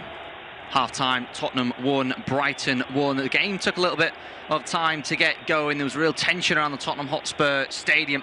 That was until Brighton hit the post and Spurs cleared it off the line. Then Danny Welbeck went close with a header saved by Kinski, but it was Spurs that took the lead. Pedro Porro with a header from a brilliant Xavi Simons cross, and an equally brilliant cross from Pascal Gross in towards substitute Kyra Matoma to make it 1-1 before half-time. It's half-time, Spurs 1, Brighton 1. Half-time, Tottenham 1, Brighton 1. The game took a little bit of time to get going. There was real tension around the Tottenham Hotspur stadium. That was until Brighton hit the post and Spurs cleared it off the line. Then Danny Welbeck went close with a header saved by Kinski, but it was Spurs that took the lead. Pedro Porro with a header from a brilliant Xavi Simons cross, and an equally brilliant cross from Pascal Gross in towards substitute Kyra Matoma to make it 1-1 before half-time. It's half-time, Spurs 1, Brighton 1. Half-time, Tottenham 1, Brighton 1. The game took a little bit of time to get going. There was real tension around the Tottenham Hotspur stadium. That was until Brighton hit the post and Spurs cleared it off the line. Then Danny Welbeck went close with a header saved by Kinski, but it was Spurs that took the lead. Pedro Porro with a header from a brilliant Xavi Simons cross, and an equally brilliant cross from Pascal Gross in towards substitute Kyra Matoma to make it 1-1 before half-time. It's half-time, Spurs 1, Brighton 1. Half-time, Tottenham 1, Brighton 1. The game took a little bit of time to get going. There was real tension around the Tottenham Hotspur stadium. That was until Brighton hit the post and Spurs cleared it off the line. Then Danny Welbeck went close with a header saved by Kinski, but it was Spurs that took the lead. Pedro Porro with a header from a brilliant Xavi Simons cross, and an equally brilliant cross from Pascal Gross in towards substitute Kyra Matoma to make it 1-1 before half-time. It's half-time, Spurs 1, Brighton 1. Half-time, Tottenham 1, Brighton 1. The game took a little bit of time to get going. There was real tension around the Tottenham Hotspur stadium. That was until Brighton hit the post and Spurs cleared it off the line. Then Danny Welbeck went close with a header saved by Kinski, but it was Spurs that took the lead. Pedro Porro with a header from a brilliant Xavi Simons cross, and an equally brilliant cross from Pascal Gross in towards substitute Kyra Matoma to make it 1-1 before half-time. It's half-time, Spurs 1, Brighton 1. Half-time, Tottenham 1, Brighton 1. The game took a little bit of time to get going. There was real tension around the Tottenham Hotspur stadium. That was until Brighton hit the post and Spurs cleared it off the line. Then Danny Welbeck went close with a header saved by Kinski, but it was Spurs that took the lead.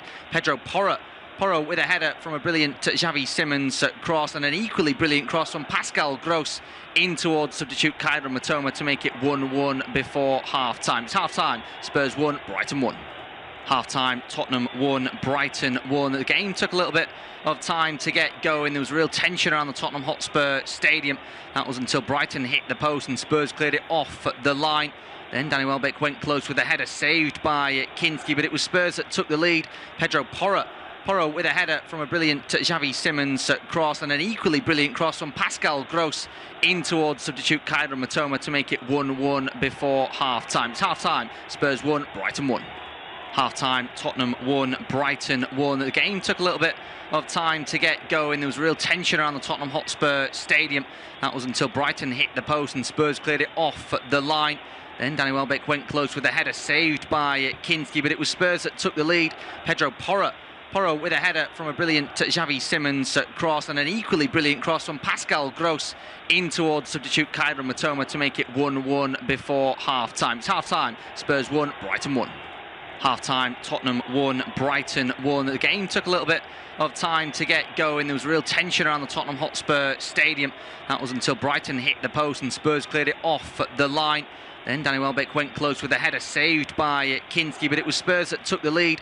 Pedro Porro with a header from a brilliant Xavi Simons cross, and an equally brilliant cross from Pascal Gross in towards substitute Kyra Matoma to make it 1-1 before half-time. It's half-time, Spurs 1, Brighton 1.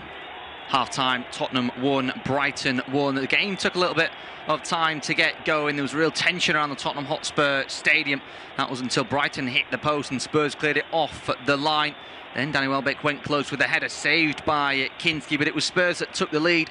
Pedro Porro with a header from a brilliant Xavi Simons cross, and an equally brilliant cross from Pascal Gross in towards substitute Kyra Matoma to make it 1-1 before half-time. It's half-time, Spurs 1, Brighton 1. Half-time, Tottenham 1, Brighton 1. The game took a little bit of time to get going. There was real tension around the Tottenham Hotspur stadium. That was until Brighton hit the post and Spurs cleared it off the line. Then Danny Welbeck went close with a header saved by Kinski, but it was Spurs that took the lead. Pedro Porro with a header from a brilliant Xavi Simons cross, and an equally brilliant cross from Pascal Gross in towards substitute Kyra Matoma to make it 1-1 before half-time. It's half-time, Spurs 1, Brighton 1. Half-time, Tottenham 1, Brighton 1. The game took a little bit of time to get going. There was real tension around the Tottenham Hotspur stadium. That was until Brighton hit the post and Spurs cleared it off the line. Then Danny Welbeck went close with a header saved by Kinski, but it was Spurs that took the lead. Pedro Porro with a header from a brilliant Xavi Simons cross, and an equally brilliant cross from Pascal Gross in towards substitute Kyra Matoma to make it 1-1 before half-time. It's half-time, Spurs 1, Brighton 1. Half-time, Tottenham 1, Brighton 1. The game took a little bit of time to get going. There was real tension around the Tottenham Hotspur stadium. That was until Brighton hit the post and Spurs cleared it off the line. Then Danny Welbeck went close with a header saved by Kinski, but it was Spurs that took the lead. Pedro Porro with a header from a brilliant Xavi Simons cross, and an equally brilliant cross from Pascal Gross in towards substitute Kyra Matoma to make it 1-1 before half-time. It's half-time, Spurs 1, Brighton 1. Half-time, Tottenham 1, Brighton 1. The game took a little bit of time to get going. There was real tension around the Tottenham Hotspur stadium. That was until Brighton hit the post and Spurs cleared it off the line. Then Danny Welbeck went close with a header saved by Kinski, but it was Spurs that took the lead. Pedro Porro with a header from a brilliant Xavi Simons cross, and an equally brilliant cross from Pascal Gross in towards substitute Kyra Matoma to make it 1-1 before half-time. It's half-time, Spurs 1, Brighton 1. Half-time, Tottenham 1, Brighton 1. The game took a little bit of time to get going. There was real tension around the Tottenham Hotspur stadium. That was until Brighton hit the post and Spurs cleared it off the line. Then Danny Welbeck went close with a header saved by Kinski, but it was Spurs that took the lead. Pedro Porro with a header from a brilliant Xavi Simons cross, and an equally brilliant cross from Pascal Gross in towards substitute Kyra Matoma to make it 1-1 before half-time. It's half-time, Spurs 1, Brighton 1. Half-time, Tottenham 1, Brighton 1. The game took a little bit of time to get going. There was real tension around the Tottenham Hotspur stadium. That was until Brighton hit the post and Spurs cleared it off the line. Then Danny Welbeck went close with a header saved by Kinski, but it was Spurs that took the lead. Pedro Porro with a header from a brilliant Xavi Simons cross, and an equally brilliant cross from Pascal Gross in towards substitute Kyra Matoma to make it 1-1 before half-time. It's half-time, Spurs 1, Brighton 1. Half-time, Tottenham 1, Brighton 1. The game took a little bit of time to get going. There was real tension around the Tottenham Hotspur stadium. That was until Brighton hit the post and Spurs cleared it off. And it's a warm welcome back to this off-tube independent studio-based commentary and our coverage of the second half of things going on at the Tottenham Hotspur Stadium. It's Tottenham Hotspur 1, Brighton and Hove Albion 1 as the second half gets going. Spurs have kicked us off. They're going from left to right in the second 45 minutes. Brighton going from right to left. The game took about 30 minutes or so to really get going. Brighton hit the post. Spurs cleared it off their own line. Then Danny Welbeck went close with the header for Brighton. Saved well by Kinski. That was all before Spurs found the opener. A nice reverse cross from Xavi Simons, and Pedro Porro rose in front of Verbruggen to head into an empty net to make it Spurs 1, Brighton 0. There was a pretty good response though from the Seagulls, and they found their equaliser through Cairo Mitoma. A great cross from Pascal Gross in towards the far post, and Mitoma hit it on the volley to make it 1-1 before the break. Brighton have got a free kick about 10 yards from the edge of the area on the far right hand side. A crossing opportunity then for Pascal Gross once more. He's got plenty to aim for inside the area.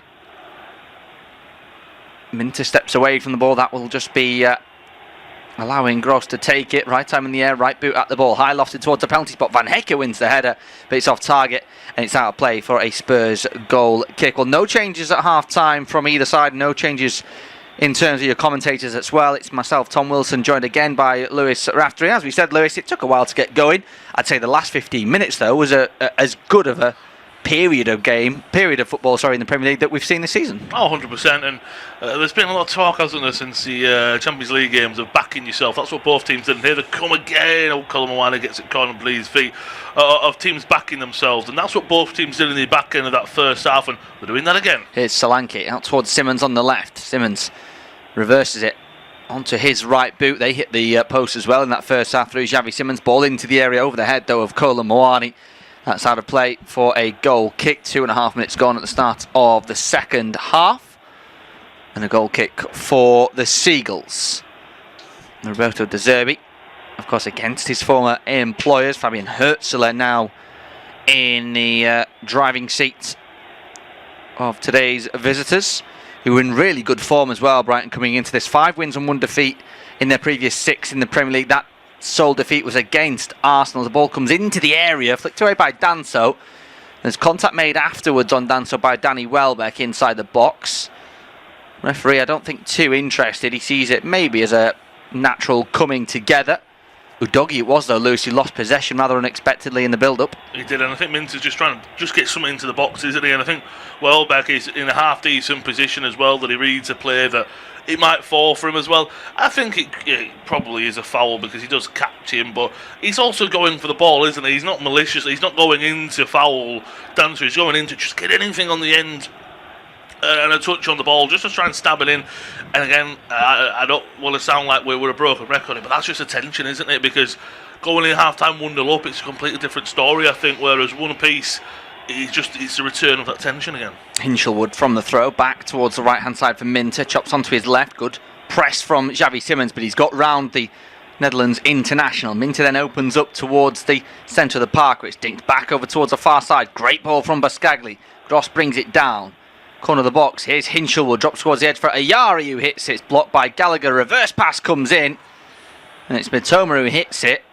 Cleared away though by Spurs. Van Hecke on halfway into Bascagli's feet. It's another brilliant ball from the central defender out towards Mitoma, who's got Porro to beat and does so. Dinks it into the area, takes a deflection from Bentancur, and Kinski tries but fails to deny a corner, and that will be a Brighton set piece. 5 minutes into the second half, Spurs 1, Brighton 1. I like the confidence from Kinski to try and run away, to say that that ball hadn't gone out of play, but very much had. It's lovely play from Brighton, isn't it? That first one, and it's that one from Mitoma, from our camera angle. It's a broadcast angle, of course. We're looking, as Tom's already mentioned, it's independent off-tube studio commentary. It just looked like that was curling right into the corner. Great block from Danso.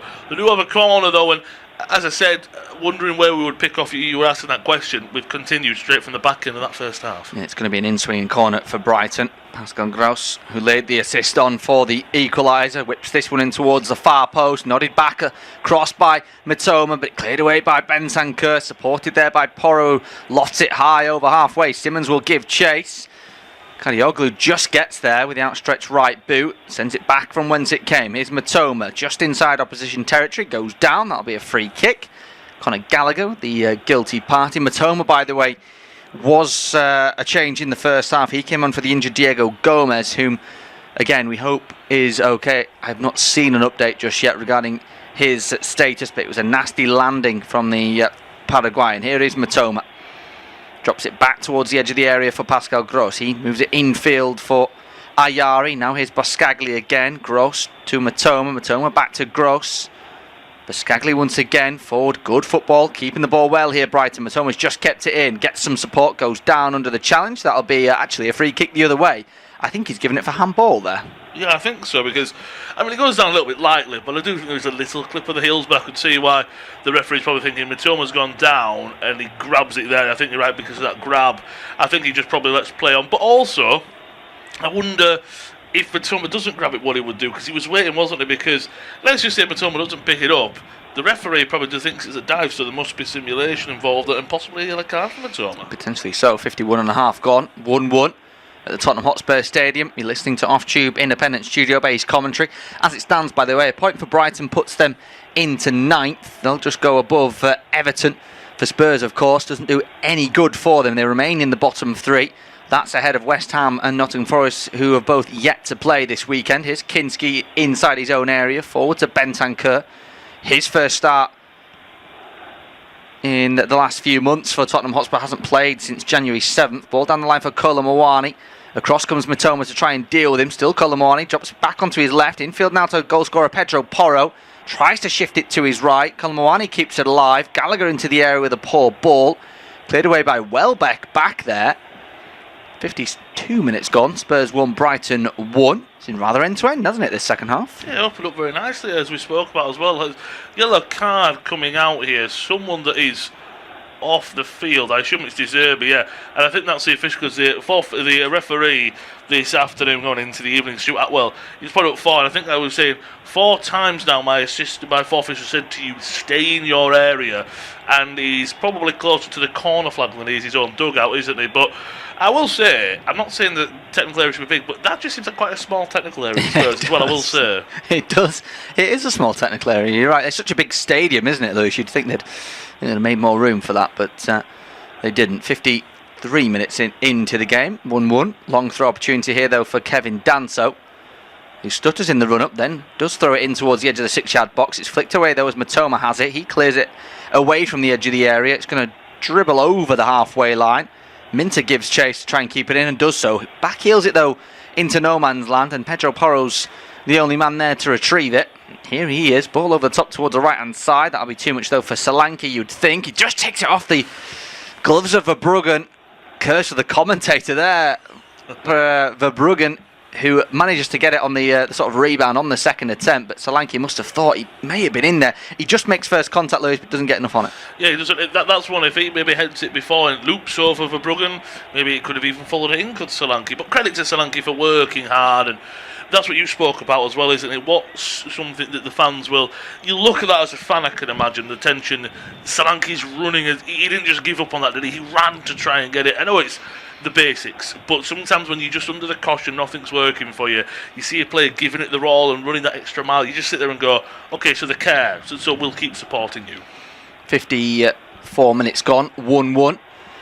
I just saw an advertisement there at the Tottenham Hotspur Stadium, just on the advertising hoardings at the side. It was a Leeds badge and an Everton badge, and then a message about buying tickets. And I thought, why are they selling tickets to Leeds versus Everton? Of course, it's not, is it?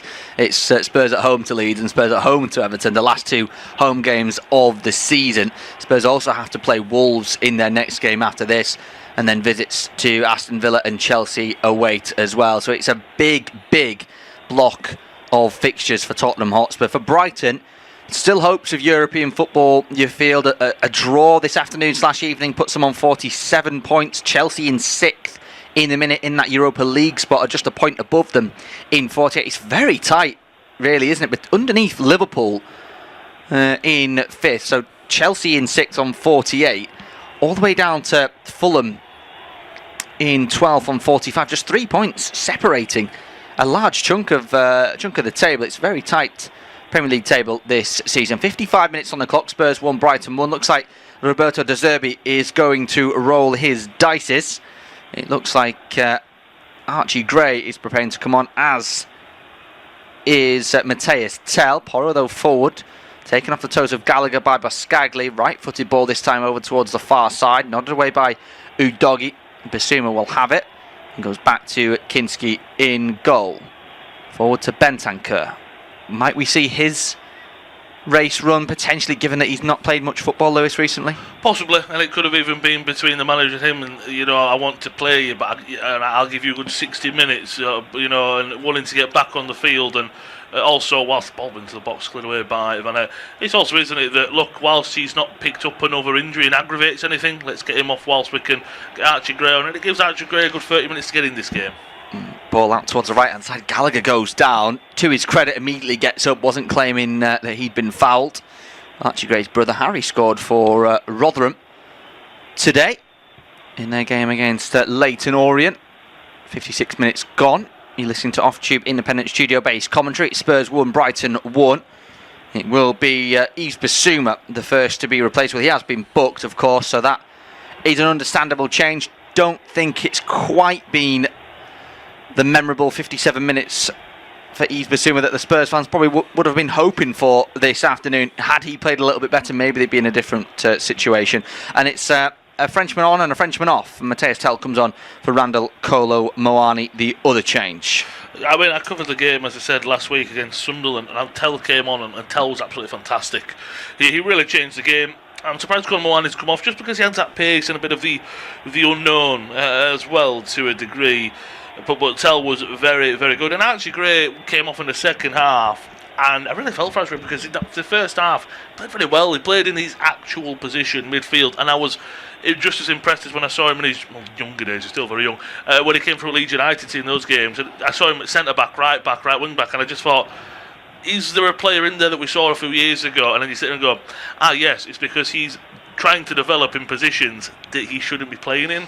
Then he saw him in midfield and he was very impressive, so hopefully for another good showing from him this afternoon. Yeah, still just 20 years of age. He's played 51 games in the Premier League already, Lewis. He's of course only been at the Tottenham Hotspur Stadium a couple of years since that move. As the ball goes backwards towards Verbruggen, there's a press on here from Gallagher, who puts the goalkeeper Verbruggen under pressure, and that ball could have gone anywhere. It's cleared by the goalkeeper, immediately off Conor Gallagher.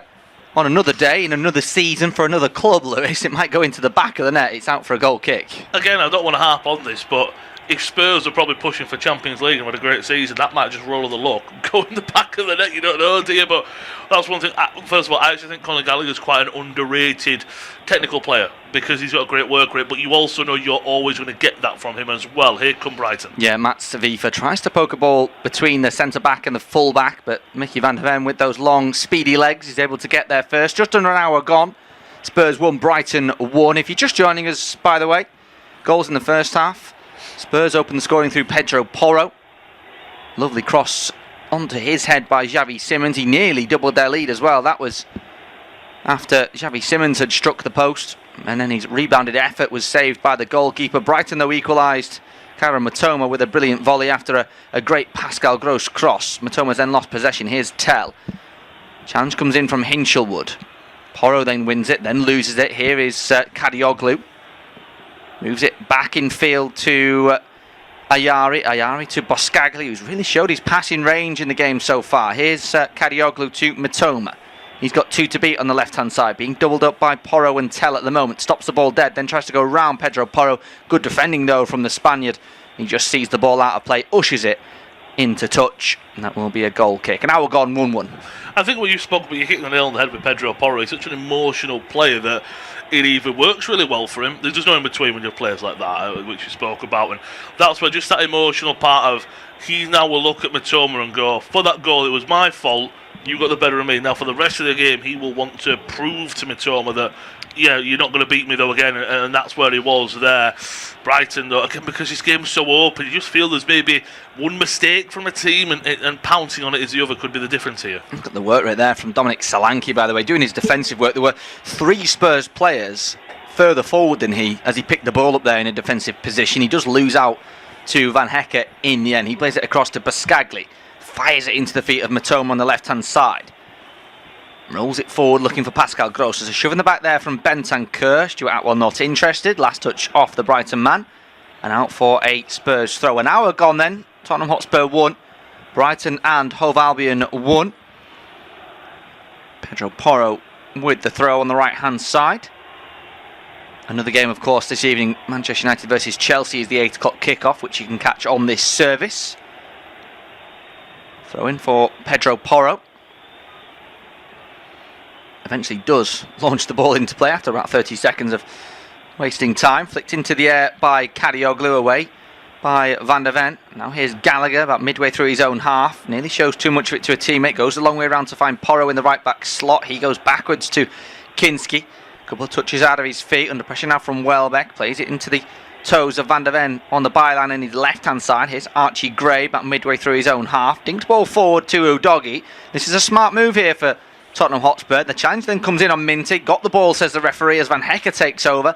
End-to-end stuff now as Minty flies forward down the right. He's got Archie Gray to beat. Doubled up by Solanke. Van Hecke's the overlapping run in support. Challenge comes in on him, which is deemed fair. Then Spurs lose the ball once again. Minty wins it back. Then he sees the ball dispossessed as Archie Gray picks it up. Down the line to Simmons. Gray once more. Halfway line now for Udogie. Drops it back to Gallagher. This is better from Spurs, but the referee's blown his whistle. A potential flailing arm in the face of a Brighton man there from Destiny Udogie. That will be a free kick. Neither side seemingly want to keep the ball there, Lewis. No, it was, we win the ball, we lose the ball, we win the ball, we lose the ball. Watching there, Udogie, he catches Ayari, but it's nothing malicious. And I think Ayari makes the most of it, to put it in the nicest terms that I'll say it. But again, I don't know who thrives the most off this chaotic nature. I don't know if, because both teams are... Because neither can keep the ball for an attack. I don't know who is. Sometimes you see teams when it's so chaotic that one team is really thriving because it's back and forth and they like it. I think of Liverpool's Klopp. They loved that when it was uncontrollable. City don't like that, for example. Manchester City. I don't know who it favours at the moment. It might just be a goal that changes it, but yeah, at the moment, as you say, no team can really take the ball and get control. That's a brilliant touch from Matoma, but again, he's doubled up. They've got two on him in this second half. Brighton do win the ball back. Here's Welbeck on the edge of the area, finds Hinchelwood out towards the far right-hand side. Corner of the box for Minter. Minter draws towards the edge of the box, shoulder to shoulder with Udogie, goes down. Chevy Simmons has it now. Solanke back to Simmons. He's all on his own, tries to beat two. Van Hecke with a brilliant foot in. Hinchelwood up the other end. The ball fell nicely for him, but Mickey van der Ven steps across him. He then plays the ball down the line to Solanke again. Comes together with Van Hecke. I thought he won the ball there. The referee, Stuart Atwell, disagrees. There's a real frantic, chaotic energy. There was tension in the opening half an hour at the Tottenham Hotspur Stadium this afternoon. That grew into a really good end to the first half. We've returned to that tension and that anxiety really in the second half, Lewis, but we haven't had the same sort of technical quality, I don't think, that we saw in that first half. No, I think it's spot on. And it's that final third delivery, isn't it, that we're really waiting for. Udogie a few minutes ago had that chance to just unleash Solanke one-on-one, didn't he? And you take a touch and you play it through. He took a touch and a second touch and then was dispossessed. If he takes a touch and plays it straight in, there's a chance. And here come Brighton. Yeah, here's Hinchelwood. Ball into the area. Away, though, from Danso. Udogie was about to give chase. Sorry, it was Tell who was about to give chase, but he realised it would have been in vain. The ball's gone out for a throw on this near left-hand side. Brighton, I think, of the two sides have looked more dangerous in this second period. I think the stats would just back that up as well. Only 3 shots in the second half. They've all come for the visitors. Spurs 1, Brighton 1. 64.5 minutes on the clock. You're listening to Off-Tube Independent Studio-based commentary. Spurs have the worst form in the Premier League over the last 5, 10 and 15 game periods. Can they do something to turn around their season this afternoon/evening? Here's Van Hecke on halfway. Has to go backwards though into his own territory, where the ball has spent little time, it's got to be said, across the last 10-15 minutes. Not since really Verbruggen showed the ball to Conor Gallagher inside his own 6-yard box. Here's Welbeck on half on the edge of the area, tries to go around the corner to Matoma. He goes down. Referee will give a free kick this time and a yellow card as well. So this is a free kick in a really dangerous position. It's going to be the captain, Mickey van der Ven, who goes into the book. Or is it Kevin Danso? Either way, I think it's a harsh decision. Oh, I think it's a harsh decision. I think the yellow card is a really harsh decision. I can see why the free kick's been given. The yellow card is really harsh on the defender. I will say that he can't go anywhere. He does get in the way of him, but I think he gets in the way of him with a foot over, doesn't he? If he would have slid over, yeah, but he just kind of is. He kind of just turns his body to the ball, and then Matoma's in his way. He also stands his ground and kind of goes into him, but that's where I think, yes, it's a foul, but my word, yellow card, very harsh. Yeah, well, he had one in the first half as well, Kevin Danso. Minter tried to get away from him. He did the exact same thing on the halfway line. Was maybe lucky not to get a yellow card there, to be fair. So you can see that, albeit only 2 instances, there's an accumulation there potentially. Yeah, 100%. Now it's who takes it. Gross is a great free kick taker, isn't he? Danny Welbeck. I want to say it was against Forest this or last season. Might have even been against Spurs, but he did score a free kick at the Amex and he curled it. It's very similar position and curled it to the keeper's left here. So it might be the skipper who takes it, but Skagli's over it as well. Big moment, because it is one of them where, yes, it's a great position, but it's also very hard to get it up and over the wall from how close it is. So it might even be a training ground routine. We'll have to wait and see. I wouldn't write Skagli out from hitting this, Lewis. I think he's shown really good technical quality in this game. His passing range has been pretty spot on. He's got a lovely left foot by the looks of it. And maybe it does suit a left footer if they can get around that wall. It's a 6-man wall if you include the draft excluder.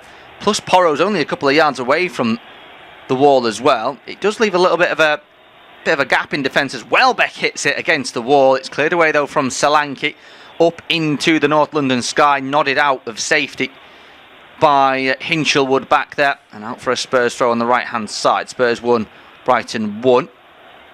Kevin Danso unfortunately struck by the ball from that free kick. There's going to be a change here for Tottenham Hotspur. João Palhinha is going to come on. It will be Rodrigo Bentancur to make way. His first game since January 7th. Off comes the South American and on comes João Palhinha.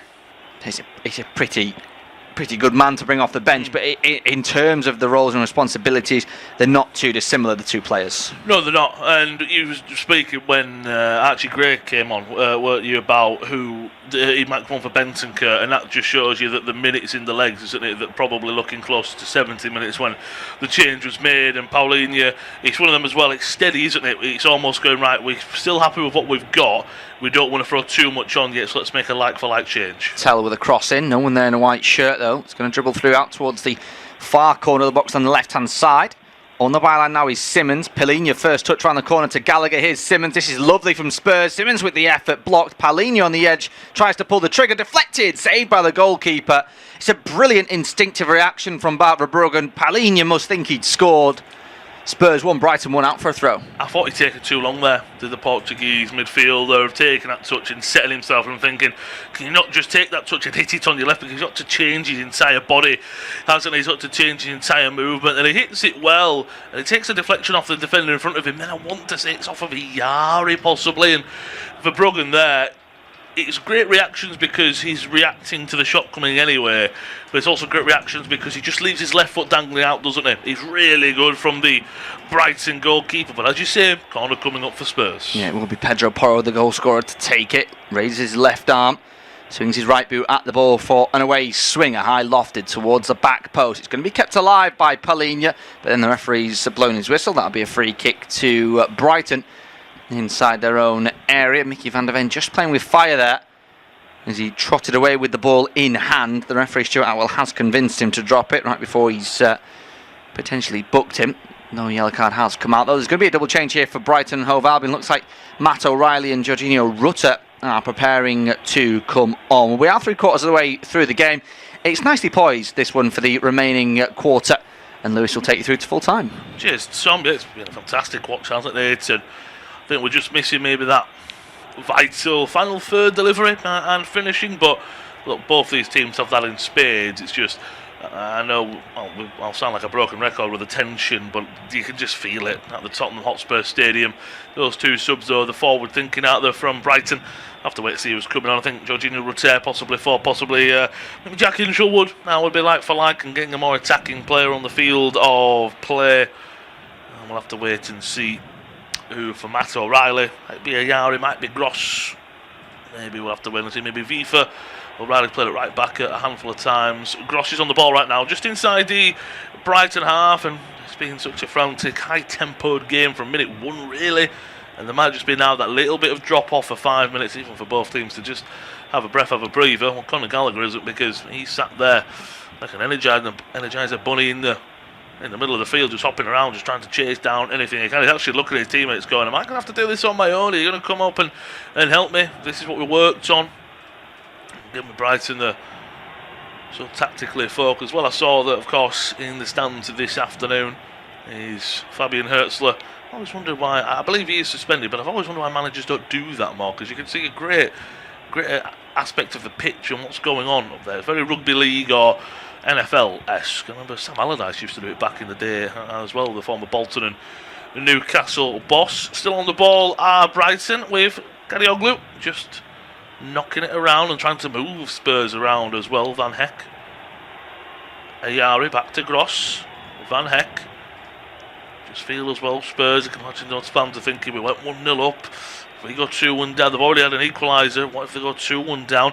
Nice ball into Hinchelwood, through into Welbeck, poked back by Pedro Porro. Kinski doesn't deal with it, doesn't know how to deal with it, because it would have been a back pass if he did pick it up there from Pedro Porro. So whilst it was well defended from Porro, the keeper had already committed, so he had to take a touch, and I think just for that split second, which can kill you in the Premier League, he just didn't know what to do and how to react. Lovely ball from Hinchelwood. If Porro doesn't get a touch on that, Welbeck's got a one-on-one opportunity, and that's a big moment. Yeah, well, we've seen in a few times this game, Lewis, goalkeepers mainly sort of dilly-dallying in possession, and it's nearly caught them out. Most recently, of course, for Bruggen with Conor Gallagher. Clears the ball away this time, doesn't take that risk, but yeah, vital interception from Pedro Porro. He's having a bit of an up and down game, really, isn't he?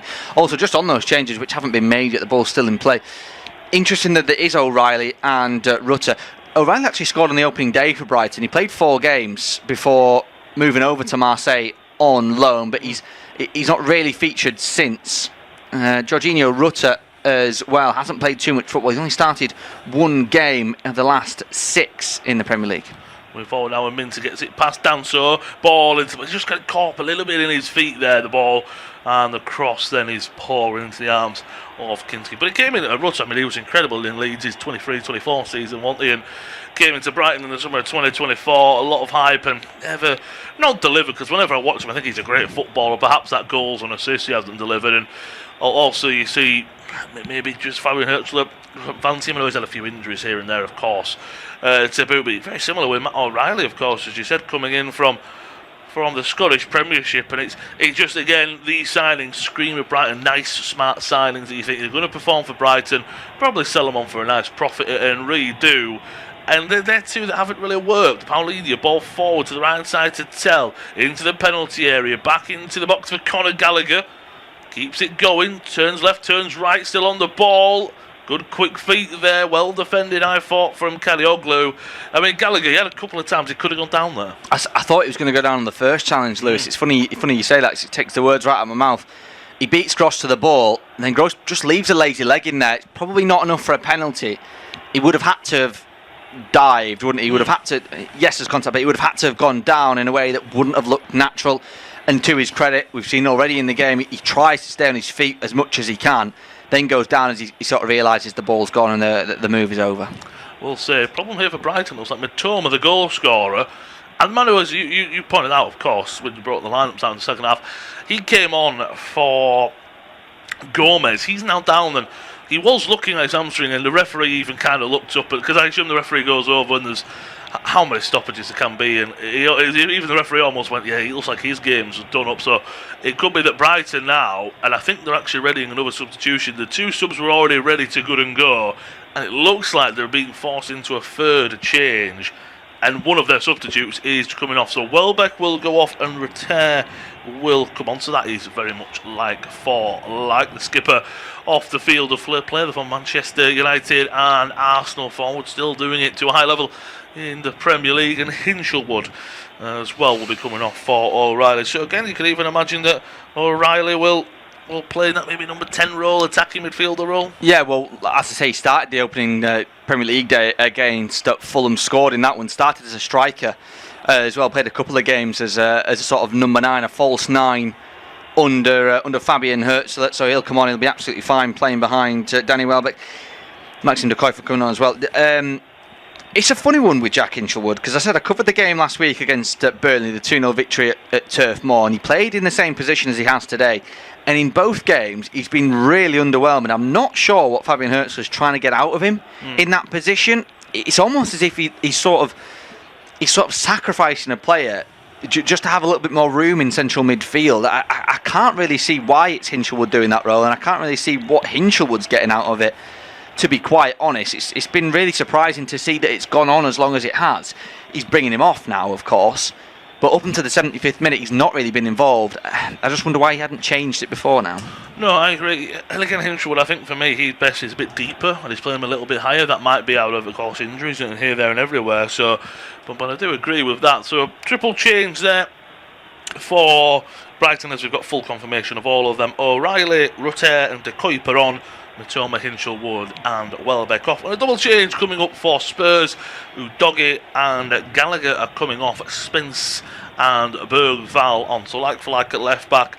Bergvall coming on for Gallagher. Gallagher runs his socks off, and Bergvall as well is as no slouches. He wins the ball back from poor play out there. And here comes Spurs looking for their lead back once again. Simons! What a strike from the Spurs number 7.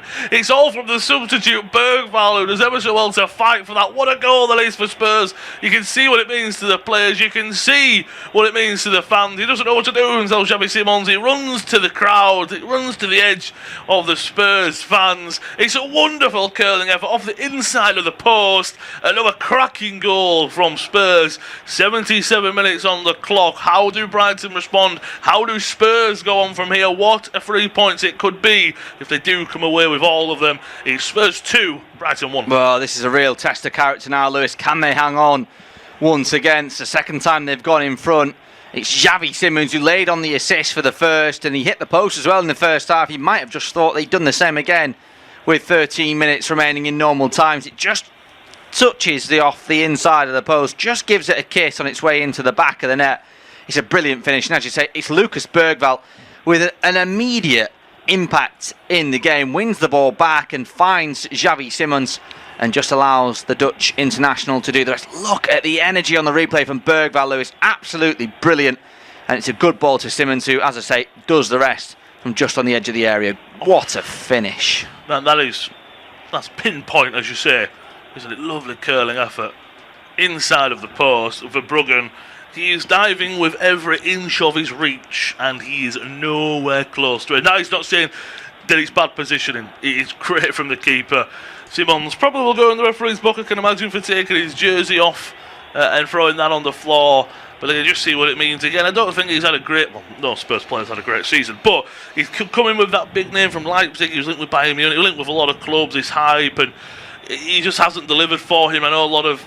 For example, I can imagine they wanted him to play with James Maddison, and him working off him. They could have been a great glue together. You see what it means to Vans Vicario's on the bench. He's not even playing, but you can see him trying to will his side on. The Zerbi celebrating with the fans behind the stands. But as you rightfully pointed out, they've already had the lead once in this game. They held it for less than 10 minutes, give or take, whenever the goals were scored. Porro scored in the 39th minute. 45 plus 3, 48 minutes, so basically close to 10 minutes to held it. Simons does pick up a yellow card for taking his jersey off, 5th of the season. So now, it's exactly what we were speaking about in the first half though.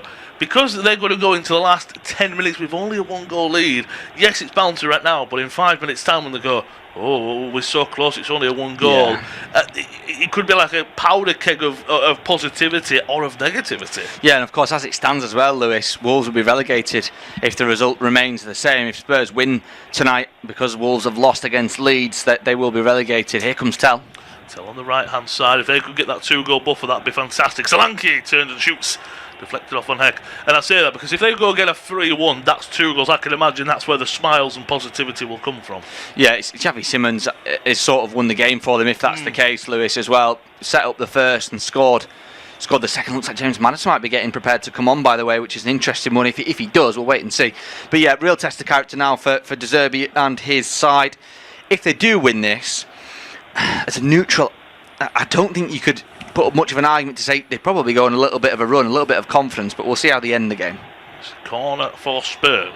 Been outswinger from Porro, takes it short. Simons, the man of the moment. Back to Porro. As Tom said, the provider for Porro's first turn's goal scorer. Porro whips it into the area, deflects away out for a throw-in. I imagine maybe perhaps Danso will come over. I say that Danso's actually going back, and they might not go for the long throw-in. Look, it could just be trying to waste a little bit of time. Who knows? it's one of them as well, isn't it? Just sometimes it's getting over the hump as you just get that one win, whoever it's against, however it is.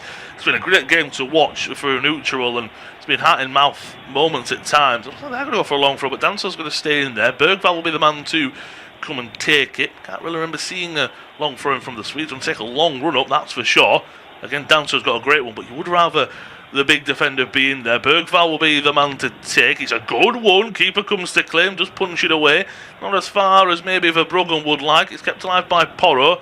Back out to Bergvall. Down the line to Porro. Bergvall, as you said, Tom, what an impact he's made. Unfortunately, goes to the commentary there, loses out and goes for a throw-in.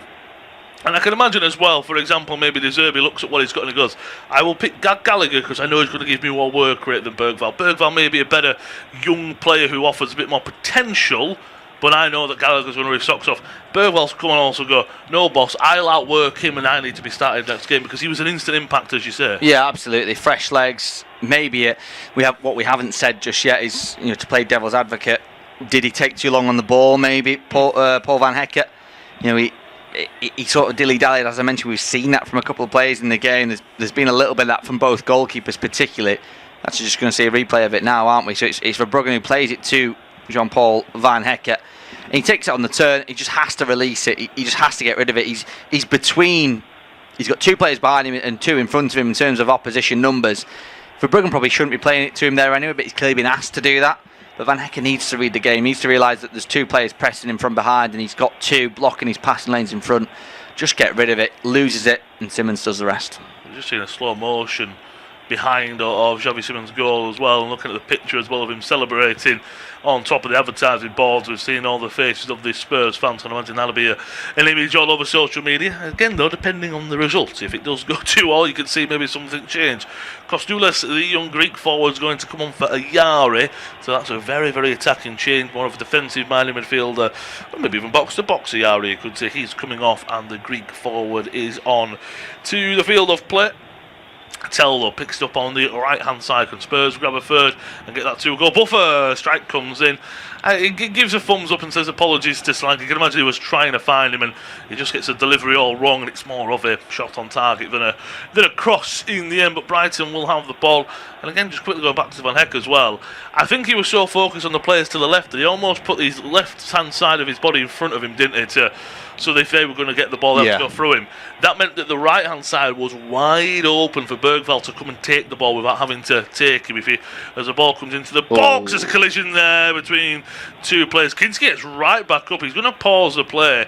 The Spurs players are angry with the Greek forward, but you've got to reach and go for that. Yeah, you can understand why the Spurs players are frustrated, but as a neutral, there's no problem with that, is there? Kostoulis is going for the ball, and as you say, Kinski's pops up straight back to his feet, so he's clearly okay. So it's much ado about nothing there, really. It's just a coming together. I can imagine that.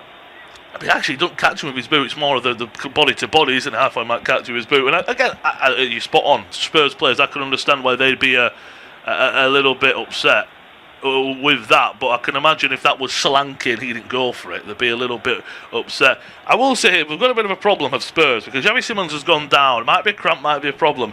As far as I can tell, they've made all 5 of their changes. Bissouma, Gallagher, Bentancur, Colmawani and Udogie have all come off for Spence, Bergvall, Gray, Tell and Paulinho.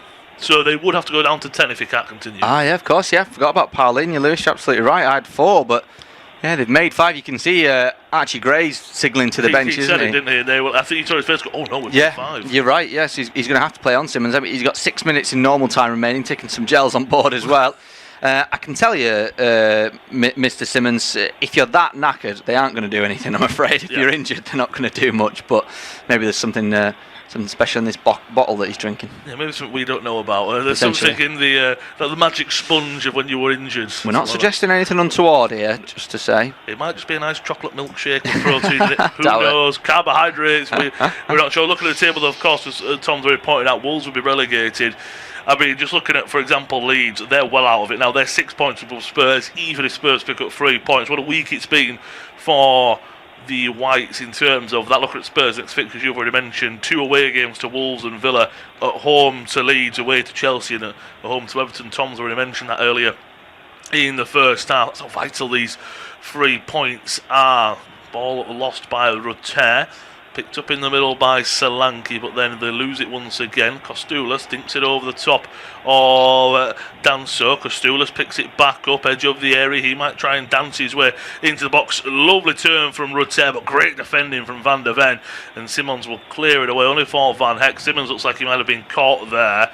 He's still down and he's twisting and turning like he's dancing or breakdancing on the floor at the moment. Minte, ball into the box. Kostoulis is there, headed away by Van der Ven, only as far as Van Heck.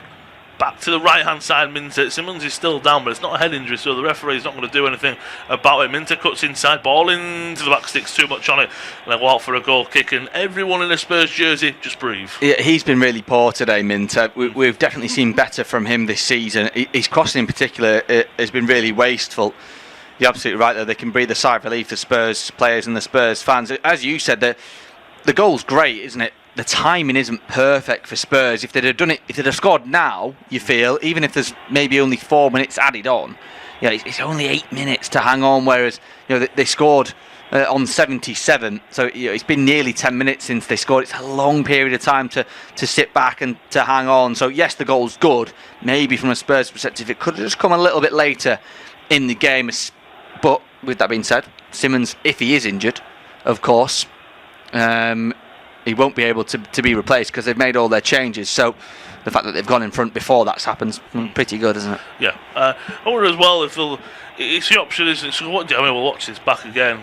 You're not missing anything. Xavi Simons is still down, getting some medical treatment. Watching his goal back, well, that's a treat to watch. And again, that's the thing where I don't think he's had a great game as Simons personally. 90 minutes, I don't think he has a great game, but he's had 2 brilliant pieces of play, the ball in for Porro and the goal, and that sometimes can be that star quality, isn't it? Yeah, it might be representative of the Spurs season if they stay up, Lewis. Not a good campaign by any stretch of the imagination, not a great campaign by any stretch of the imagination, but just individual moments of quality might just be enough to keep them up. And today we've seen 2 from Xavi Simons. The cross is on a plate for Pedro Porro. Yes, he's helped out by the fact Verbruggen's flown off his line. If he doesn't do that and Porro just heads it, he just catches it pretty simply, doesn't he? But then the effort as well from Simons for the Spurs second is second to none. It's a brilliant finish, and he's put Spurs back in front. He's back up and hobbling. He is. He's off the. I can imagine as well. Perhaps if I'm De Zerbi, because it's either you have him and he will give his all. You can imagine until the very last second. Will the Dutch international? But maybe I'm not saying stick him up top, but just put him as a forward player. Say, look, could you just run around here? The rest of the lads will do the work for you. Because if they go down to 10 men, he's not on the field, but you at least lose maybe a presence there. Because even you can take a Dutch passage, you just be there and be a presence in the forward areas. Yeah, the physio there, by the way, dropped the lid of the bottle cap, and I genuinely thought it was I thought it was his shin pad. That's how small shin pads are these days. Yes, yeah. Well, I mean, even then, as you say, I think I can't remember who it was. I want to say it was in the game I covered last week, and one of the Sunderland players. And it looked like their hand, you could not see it. Their hand, they had it in the palm and they put it in and went, what was that? And my co-comes went, that's their shin pad. And I went, I can't believe that. That's how small they are. As you say, here comes Brighton. The Minter on the left-hand side, ball into the back, sticks again in each other's way. Wasn't a great cross. Simons is back on the field of play. Almost it's a poor pass again. That's maybe the question that should have been taken off. Minter has it once again, though. Cuts inside. Not a great cross on his unfavoured right boot. It's a good clearance where Tell trying to chase it down, and you can almost see Simons is that furthest player forward in almost 4-3-3. They are all sitting back, if you will, but it's just jog back and forth, if you will. Almost be a body where you could block a pass, perhaps, if anything, or do some of that. Solanke's on the left, Tell on the right, midfield three of Bergvall, Gray, and Paulinho on the right-hand side. Kalioglu, ball into the box. Just over the head of Kostoulis. Simons will pick it up now, and he will do well to drive a little bit forward. Picks out a pass to Tell, and that's where maybe the pace and help will come from. Tell still has it. Does really well to keep a hold of it, and he plays a nice pass into Paulinho. Goes back to Van der Ven. Lovely play by Spurs. I'm sure they won't want to go forward gung-ho, but if Brighton do give them the opportunity, I could imagine that the Lily Whites want to go and score a third and end on a very good high note. But at the moment, they still have all 3 points. Just about to hit 90 minutes, and however much is on this board could be a great reaction or a bad reaction from the Spurs faithful. Yeah, it's an interesting one that Simons is still on the pitch. We saw for West Ham a few weeks ago, Crescencio Somerville, was it in the round of 16 in the FA Cup potentially against Brentford? He continued to play, And it was in playing on through an injury that he was actually out for longer than he would have been. He made it worse, and you don't want that for Spurs. Why not just bring Simmons off, sort of like count your losses, try and play on with 10, sit all 10 behind the ball, as opposed to, him not really having much of an effect and potentially making his injury worse. Yeah, we're not sure what his injury is. It could just be a muscle pull. You don't know, if it's a muscle pull as it is. Maybe it's done something to his ankle. We're not too sure. But he does continue to hobble at his best around the field. Brighton on the left-hand side with Minter. A little bit too obvious where he's going. Back to Boskagli. That's a good ball into the back post. Kalioglu back into a dangerous area. Will it fall for a Brighton man? No, it won't. Kinski comes and claims. And again, you just feel just a breathtaking, a sigh of relief at the Tottenham Hotspur Stadium. You see the fans are all on the feet. We've played 90 minutes. We're into the 91st minute. Well, technically into the 92nd. 8 minutes of stoppage time. And 7 minutes left. This will feel like the longest 7 minutes of all time. Yeah, I think you would normally deploy this particular cliche closer to 2 or 3 minutes left, but that's exactly what you want from your goalkeeper, isn't it? Coming and claiming a cross at this stage in the game, just to, as you say, allow those defenders to breathe. Still coming forward as Spurs, and I say that in terms of just trying to get it out of their own half. Tell looks in an offside position, will go for goal. It is saved. Would be a corner, but the linesman flag, I think everyone knew he was offside, apart from maybe Verbruggen just saying, well, just in case he isn't, I'm going to stay alert and alive on my tiptoes. Deserve it. I don't think. I saw someone tweet about Diego Simeone. Very similar to Simeone. I wonder how many calories and how many steps he probably gets in on the touchline if he has his watch, his cardio watch on. Well, that could be a Deserby cam for the social media guys at Spurs to maybe look at, and or how many calories did our boss burn in 90 minutes, because he hasn't stopped. If he sits down for a second and he's right back up barking out orders. Brighton are coming forward, ball into the box. Van Heck playing as an auxiliary striker. Kinski though, I think Kinski's had a fantastic. He comes and he takes a bump, but he claims it well. Yeah, we made the point, didn't we, earlier, that he had that shocker in Madrid against Atletico in the Champions League, and it doesn't seem to have affected him whatsoever. As a young goalkeeper, you would have thought that could really have an effect on him. And of course, as you mentioned, he might be known for that over the next few years, unfortunately, but it doesn't seem to be affecting his game. No, he's one of them where I think it's going to be haunting, but then it's about how he responds, isn't it? Down the right-hand side, here come Brighton with Rutter. Hasn't been able to maybe get involved. I think he would like the Frenchman since coming on, but who knows? It could be a vital factor in maybe a Brighton equaliser. Forward come the Seagulls. Once again, Boskagli, as you've already mentioned, Tom, lovely passing ability. Minter, that's a great ball into the back sticks. Oh, it's just wide. Hits the netting on the left-hand side from Kalioglu, but it's out of play and it will be a goal kick. That was the chance right there. That could have been the chance right there. We've only got 5 of the 8 remaining. This is finally a good ball in from Yankuba Minter, Lewis, isn't it? Towards that front post. Gets a touch off the head of a teammate in Kostoulas, who's come off the bench. It just falls at the back stick for Kalioglu. And you feel if that's maybe 6 or 7 different players for Brighton, if that's Vifu who got 2 last week, if it's Boskagli who's got a brilliant, technical left foot, if it's maybe any of the midfielders, Gross or O'Reilly or Rutter, maybe that's in the back of the net. You think Kalioglu is one of those that you don't really want that to fall to. No, I think you're spot on there, but what you are definitely spot on with Minter. Lovely ball, but it's taken him, I don't know, every single attempt by that one. Yeah. It's taken a while to put in, so that's why. The quality's there, but he just doesn't show it enough. And definitely from crossing ability. They've won the ball of Spurs. Spence was flying forward then. Definitely tell he's on the field now with those bright pink New Balance boots on. But Brighton have the ball. 4 minutes of the 8 played. We're halfway there. But it is all Brighton. Spurs trying to hang on to anything. Ball over the top for Minter. He's going to get there first in front of Paulinho. Heavy touch from Danso. Van Heck does well to keep the ball. Ball back into an area for Rutter. And Brighton have an equaliser in stoppage time. It's a former Leeds United man who comes up trumps. I said he's been very quiet since coming on. Xavi Simons can't believe it. The away faithful are going absolutely berserk. Great play from Van Heck to keep that ball alive. Danso just didn't do enough, and then the defender put a great ball into the box. Great finish from Rutter. Stoppage time. We've still got about 3.5 minutes plus to go. There still could be drama here at the Tottenham Hotspur Stadium, don't get me wrong, but for the time being, from two being behind twice, 1-0 to 1-1, 2-1 to 2-2. The Seagulls are back level once again. It's Spurs 2, Brighton 2. Well, the bizarre strike of irony, by the way, that it's Van Hecke who wins the ball back with the defender dilly-dallying after it was he who'd done the same for the Spurs goal to put them back in front. He does ever so well, as you mentioned, playing as that auxiliary striker. Shrugs off Kevin Danso, just shows him too much, and he's got a brilliant piece of mind to lay it back into an area. He doesn't look, Lewis, he doesn't know that there's someone there, but he just plays it into an area where there very might be a player in a Brighton shirt. And there's Jorginho Rutter, first time into the back of the net. I said he's barely played in the last few months and weeks for Brighton and Hove Albion. Well, he's come off the bench today and he's scored what might be a very vital goal in their season and in Spurs'. I mean, Brighton are coming forward again. They look like most likely to go and get a winner if they were. It's only his third goal of the season, all coming in the league as well. Cross comes in from the right hand side, looking for Minter. Tell heads it away. At the moment, a point is what Spurs look like they'll be getting. It looks like the one that they will take at the moment. You can see heads are dropping though. It's his first goal since January the 3rd in a 2-0 win against Burnley in the Premier League. So only the second goal of 2026 as well for the 23-year-old French midfielder, well, attacking midfielder. In comes his cross, ball into the box, right on Kinski. It's cleared well away. Spurs, could they hit on the counter? Simmons is not going to offer that.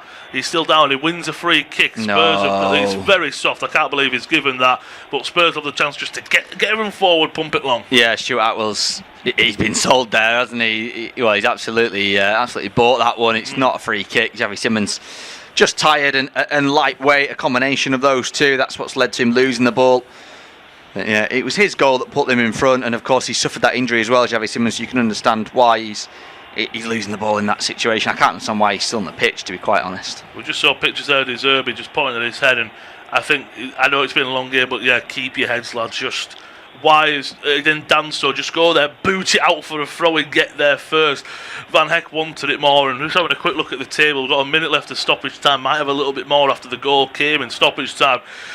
West Ham and Nottingham Forest fans will have been celebrating that goal just as much as the away Brighton fans will have been, because even though they're picking up a point, they will stay in 18th for Spurs, 17th West Ham, a point above them, and 2 points above Spurs in 16th. Nottingham Forest, long front coming up here from Danso. I thought the referee stopped there. It's actually Danso who paused. Now he's going to throw it short to Simmons. He might even go for a crack at goal here. Porro, he might go for a crack at goal. Out to the right-hand side to Archie Gray. They need some support here. Brighton just look like they've got an extra man on the field at the moment. Gray takes it past a few, but well defended. And I do see that. I know Simmons is basically half a body on the field. They lose it high up the field though. Bergvall twists and turns. It's taken off his tiptoes by Simmons into Gray. Strike at goal. Saved well by the goalkeeper for Bruggen. We're just about to 8 minutes of stoppage time. He's going to quarterback-esque throw it out to Kadioglu on the right-hand side. Minter would have been through. It's a throw-in on the right-hand side. We've played 8 minutes of stoppage time. All eyes on Stuart Atwell because the goal came there maybe an extra 30 seconds to a minute. Yeah, well, silly there from Javi Simmons to take the ball off his own teammates' toes, and Archie Gray's effort on goal is pretty much the last action. It is the last action, as Tom says, as full time is blown. They were ahead twice this evening, with Spurs so close to the first win of 2026 in the Premier League, but Brighton kept fighting, and it was a Jorginho Rutter equaliser in stoppage time.